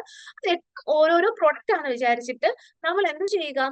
ഒരു അഡ്വർടൈസ്മെന്റിന് പ്രൊമോട്ട് ചെയ്യുന്ന രീതിയിൽ, അതായത് ഞാൻ ഫിനാൻഷ്യൽ അക്കൗണ്ടിങ്ങിനെ എനിക്ക് മാർക്കറ്റ് ചെയ്യണം. നമ്മൾ BBA സ്റ്റുഡൻസ് അല്ലേ, ബിസിനസ് അല്ലേ നമ്മുടെ ഒരു സൈഡ് അല്ലെങ്കിൽ മെയിൻ കോർ തീം എന്ന് പറയുന്നതിന്. അപ്പൊ നമ്മൾ ഈ ഒരു പ്രൊഡക്റ്റിനെ അല്ലെങ്കിൽ ഈ ഒരു സബ്ജക്റ്റിനെ മാർക്കറ്റ് ചെയ്യുവാണെങ്കിൽ നമ്മൾ അതിനെ എങ്ങനെ മാർക്കറ്റ് ചെയ്യും എന്നത് ഒരു സ്ലോഗൻ പ്രിപ്പയർ ചെയ്യുക. വോയിസ് നോട്ട് ആണ് ചെയ്യേണ്ടത്. അതിനൊരു ഇൻസ്ട്രക്ഷൻ പറഞ്ഞിട്ടുണ്ട്. A slogan or A tag line and post A short video or A voice note of yours. എന്ത് ചെയ്യണം? നിങ്ങളുടെ ആ ഒരു മെന്ററിന് അയച്ചു കൊടുത്താൽ മതി. അല്ലെങ്കിൽ ഒരു 30 സെക്കൻഡ്സ്, ഒരു അറൌണ്ട് 30 സെക്കൻഡ്സ് വരുന്ന ഒരു സ്ലോഗൻ. അത് പറഞ്ഞതുപോലെ തന്നെ നിങ്ങൾക്ക് ഒന്നെങ്കിൽ ടാഗ് ലൈൻ ആയിരിക്കാം, സ്ലോഗൻ ആയിരിക്കാം, നിങ്ങൾക്ക് ഒന്നെങ്കിൽ ഷോർട്ട് വീഡിയോ ആയിട്ട് ചെയ്യാം, അല്ല എങ്കിൽ നിങ്ങൾക്ക് ഒരു വോയിസ് നോട്ടായിട്ട് നിങ്ങളുടെ മെന്റർക്ക് ഷെയർ ചെയ്ത് കൊടുക്കുക. ദെൻ സെക്കൻഡ് എന്ന് പറയുന്നത്, suppose you are A teacher. നമ്മളൊരു ടീച്ചറാണ് സപ്പോസ് ചെയ്യുക. അങ്ങനെയാണെങ്കിൽ ഫസ്റ്റ് ഇയറിലെ ഒരു കോഴ്സ് നിങ്ങളെ പഠിപ്പിക്കാൻ ഏൽപ്പിക്കുവാണെങ്കിൽ ഈ 8 സബ്ജക്റ്റിൽ ഏത് സബ്ജക്റ്റ് ആയിരിക്കും, അല്ലെങ്കിൽ ഏത് കോഴ്സ് ആയിരിക്കും നമ്മൾ സെലക്ട് ചെയ്യുക? അതായത് നിങ്ങൾക്ക് ഇഷ്ടപ്പെട്ട ഒരു സബ്ജക്റ്റ് ആയിരിക്കും നിങ്ങൾ സെലക്ട് ചെയ്യുന്നത്. അപ്പോൾ ഏതായിരിക്കും? നിങ്ങൾ ഫിനാൻഷ്യൽ അക്കൗണ്ടിംഗ് ആണോ എടുക്കുന്നത്, അല്ലെങ്കിൽ കമ്പ്യൂട്ടർ ആപ്ലിക്കേഷൻ ആണോ എടുക്കുന്നത്? നിങ്ങൾ ഏത് സബ്ജക്റ്റ് ആയിരിക്കും പഠിപ്പിക്കാൻ ചൂസ് ചെയ്യുന്നത്, എന്തുകൊണ്ട് ആൻഡ് വൈ, അതാണ് കൊടുക്കേണ്ടത്. അപ്പം ഇന്ന് ചെയ്യേണ്ടത് 2 ടാസ്ക് ഉണ്ട്. നമ്മൾ ആ ഒരു സബ്ജക്റ്റിനെ 8 സബ്ജക്റ്റിൽ അതിനെ നമ്മളൊന്ന് മാർക്കറ്റ് ചെയ്യാൻ, അല്ലെങ്കിൽ ഒരു അഡ്വർടൈസ്മെന്റ് ചെയ്യാൻ വേണ്ടിയുള്ള ഒരു സ്ലോഗൻ, ഏതേലും ഒരു സബ്ജക്ട് എടുത്താലും മതി. ഏതേലും ഒരു സബ്ജക്ട് എടുത്തിട്ട് 8 എണ്ണത്തിൽ ഏതെങ്കിലും ഒരെണ്ണം എടുത്തിട്ട് അതിനെ നമ്മളൊന്ന് മാർക്കറ്റ് ചെയ്യാൻ നോക്കുക. അങ്ങനെ അക്കൗണ്ടിങ്ങിനെ മാർക്കറ്റ് ചെയ്യാൻ അല്ലെങ്കിൽ അഡ്വർടൈസ് ചെയ്യാൻ ഉപയോഗിക്കുന്ന നമ്മുടെ ഒരു സ്ലോഗൻ അല്ലെ ടാഗ് ലൈൻ, ഒന്നെങ്കിൽ വീഡിയോ, ഷോർട്ട് വീഡിയോ ആയിട്ടോ അല്ലെങ്കിൽ വോയിസ് നോട്ടായിട്ടോ നിങ്ങളുടെ മെന്റർക്ക് ഷെയർ ചെയ്ത് കൊടുക്കുക. അറൌണ്ട് 30 സെക്കൻഡ്സ് വരണം. നെക്സ്റ്റ് എന്ന് പറഞ്ഞത്, നിങ്ങളൊരു ടീച്ചർ ആണെങ്കിൽ, സപ്പോസ് ചെയ്താൽ ടീച്ചർ ആണെങ്കിൽ ഈ 8 എണ്ണത്തിൽ ഏതായിരിക്കും നിങ്ങൾക്ക് പഠിപ്പിക്കാൻ ചൂസ് ചെയ്യാൻ താല്പര്യപ്പെടുക, അല്ലെങ്കിൽ നിങ്ങൾക്ക് ഏറ്റവും ഇഷ്ടപ്പെട്ട ഒരു കോഴ്സ് ഏതായിരിക്കും, എന്തുകൊണ്ട്, അല്ലെങ്കിൽ അത് എന്തുകൊണ്ട് നിങ്ങൾ ചൂസ് ചെയ്തു. ആക്ഷൻ ടാസ്ക് നിങ്ങളുടെ മെന്റേഴ്സ് ഷെയർ ചെയ്ത് തരും കേട്ടോ. ആക്ഷൻ ടാസ്ക് ഷെയർ ചെയ്ത് തരും. നിങ്ങളുടെ ടൈം ടേബിളും ഇന്ന് ഈ സെഷൻ കഴിയുമ്പോൾ ഷെയർ ചെയ്ത്. ഓൾമോസ്റ്റ് നിങ്ങൾക്ക് എല്ലാം ഒരു ഐഡിയ ആയെന്ന് വിശ്വസിക്കുന്നു. നിങ്ങൾ കുറെ കാര്യങ്ങളൊക്കെ ഷെയർ ചെയ്ത് നിങ്ങൾ നോക്കി. ഇനി ഇതേപോലെ എന്തെങ്കിലും കൂടുതലായിട്ട് ഡൗട്ട്സോ കാര്യങ്ങളോ ഉണ്ടെങ്കിൽ മെന്ററിനോട് ചോദിക്കുക, ക്ലിയർ ചെയ്ത് തരും. ഈ ഒരു സെഷൻ കഴിയുമ്പോഴത്തേനും നിങ്ങൾക്ക് ഇത് ആക്ഷൻ ടാസ്കും ടൈം ടേബിളോ ഷെയർ ചെയ്ത് തരും. അതിനകത്ത് ഡൗട്ട്സ് ഉണ്ടെങ്കിൽ മെന്ററിനോട് ചോദിച്ചാൽ മതി, ക്ലിയർ ചെയ്ത് തരും. ഇനി മുന്നോട്ടുള്ള സെഷൻസിലും കാണാം. പറഞ്ഞല്ലോ, ലേൺവൈസിന്റെ കൂടുതൽ പ്ലാറ്റ്ഫോംസിനെ കുറിച്ച് പരിചയപ്പെടുന്ന സെഷനാണ് സെഷൻ 4 എന്ന് പറയുന്നത്. മുന്നോട്ടുള്ള സെഷൻസിൽ വീണ്ടും കാണാം. ആക്റ്റീവായിട്ട് അതിലും പാർട്ടിസിപ്പേറ്റ് ചെയ്യുക. ഓരോ സെഷൻസിലും പുതുമയുള്ള ഓരോരോ കാര്യങ്ങളാണ് നമ്മൾ പരിചയപ്പെടുന്നത്. അപ്പം ഒന്നിലും മിസ്സാക്കരുത്. അല്ലെ പിന്നെ കണ്ടോളാം എന്ന രീതിയിൽ മാറി നിന്ന് കഴിഞ്ഞാൽ നമുക്ക് ഡൗട്ട് ഉള്ളത് ഇതുപോലെ ലൈവായിട്ട് ഡിസ്കസ് ചെയ്യാൻ പറ്റത്തില്ല. അപ്പം ആ രീതിയിൽ ആക്റ്റീവായിട്ട് പാർട്ടിസിപ്പേറ്റ് ചെയ്യുക. അപ്പം അനുഷ മാം, നമുക്ക് എന്നാ വൈൻഡപ്പ് ചെയ്യാം? ഓൾമോസ്റ്റ് ക്ലിയർ ആണല്ലോ? വൈൻഡപ്പ് ചെയ്യാം മിസ്സേ. ഓക്കെ, എന്നാ ബൈ. നമുക്ക് വൈൻഡപ്പ് ചെയ്യാം. എല്ലാവർക്കും ഒരു big thanks for the participation.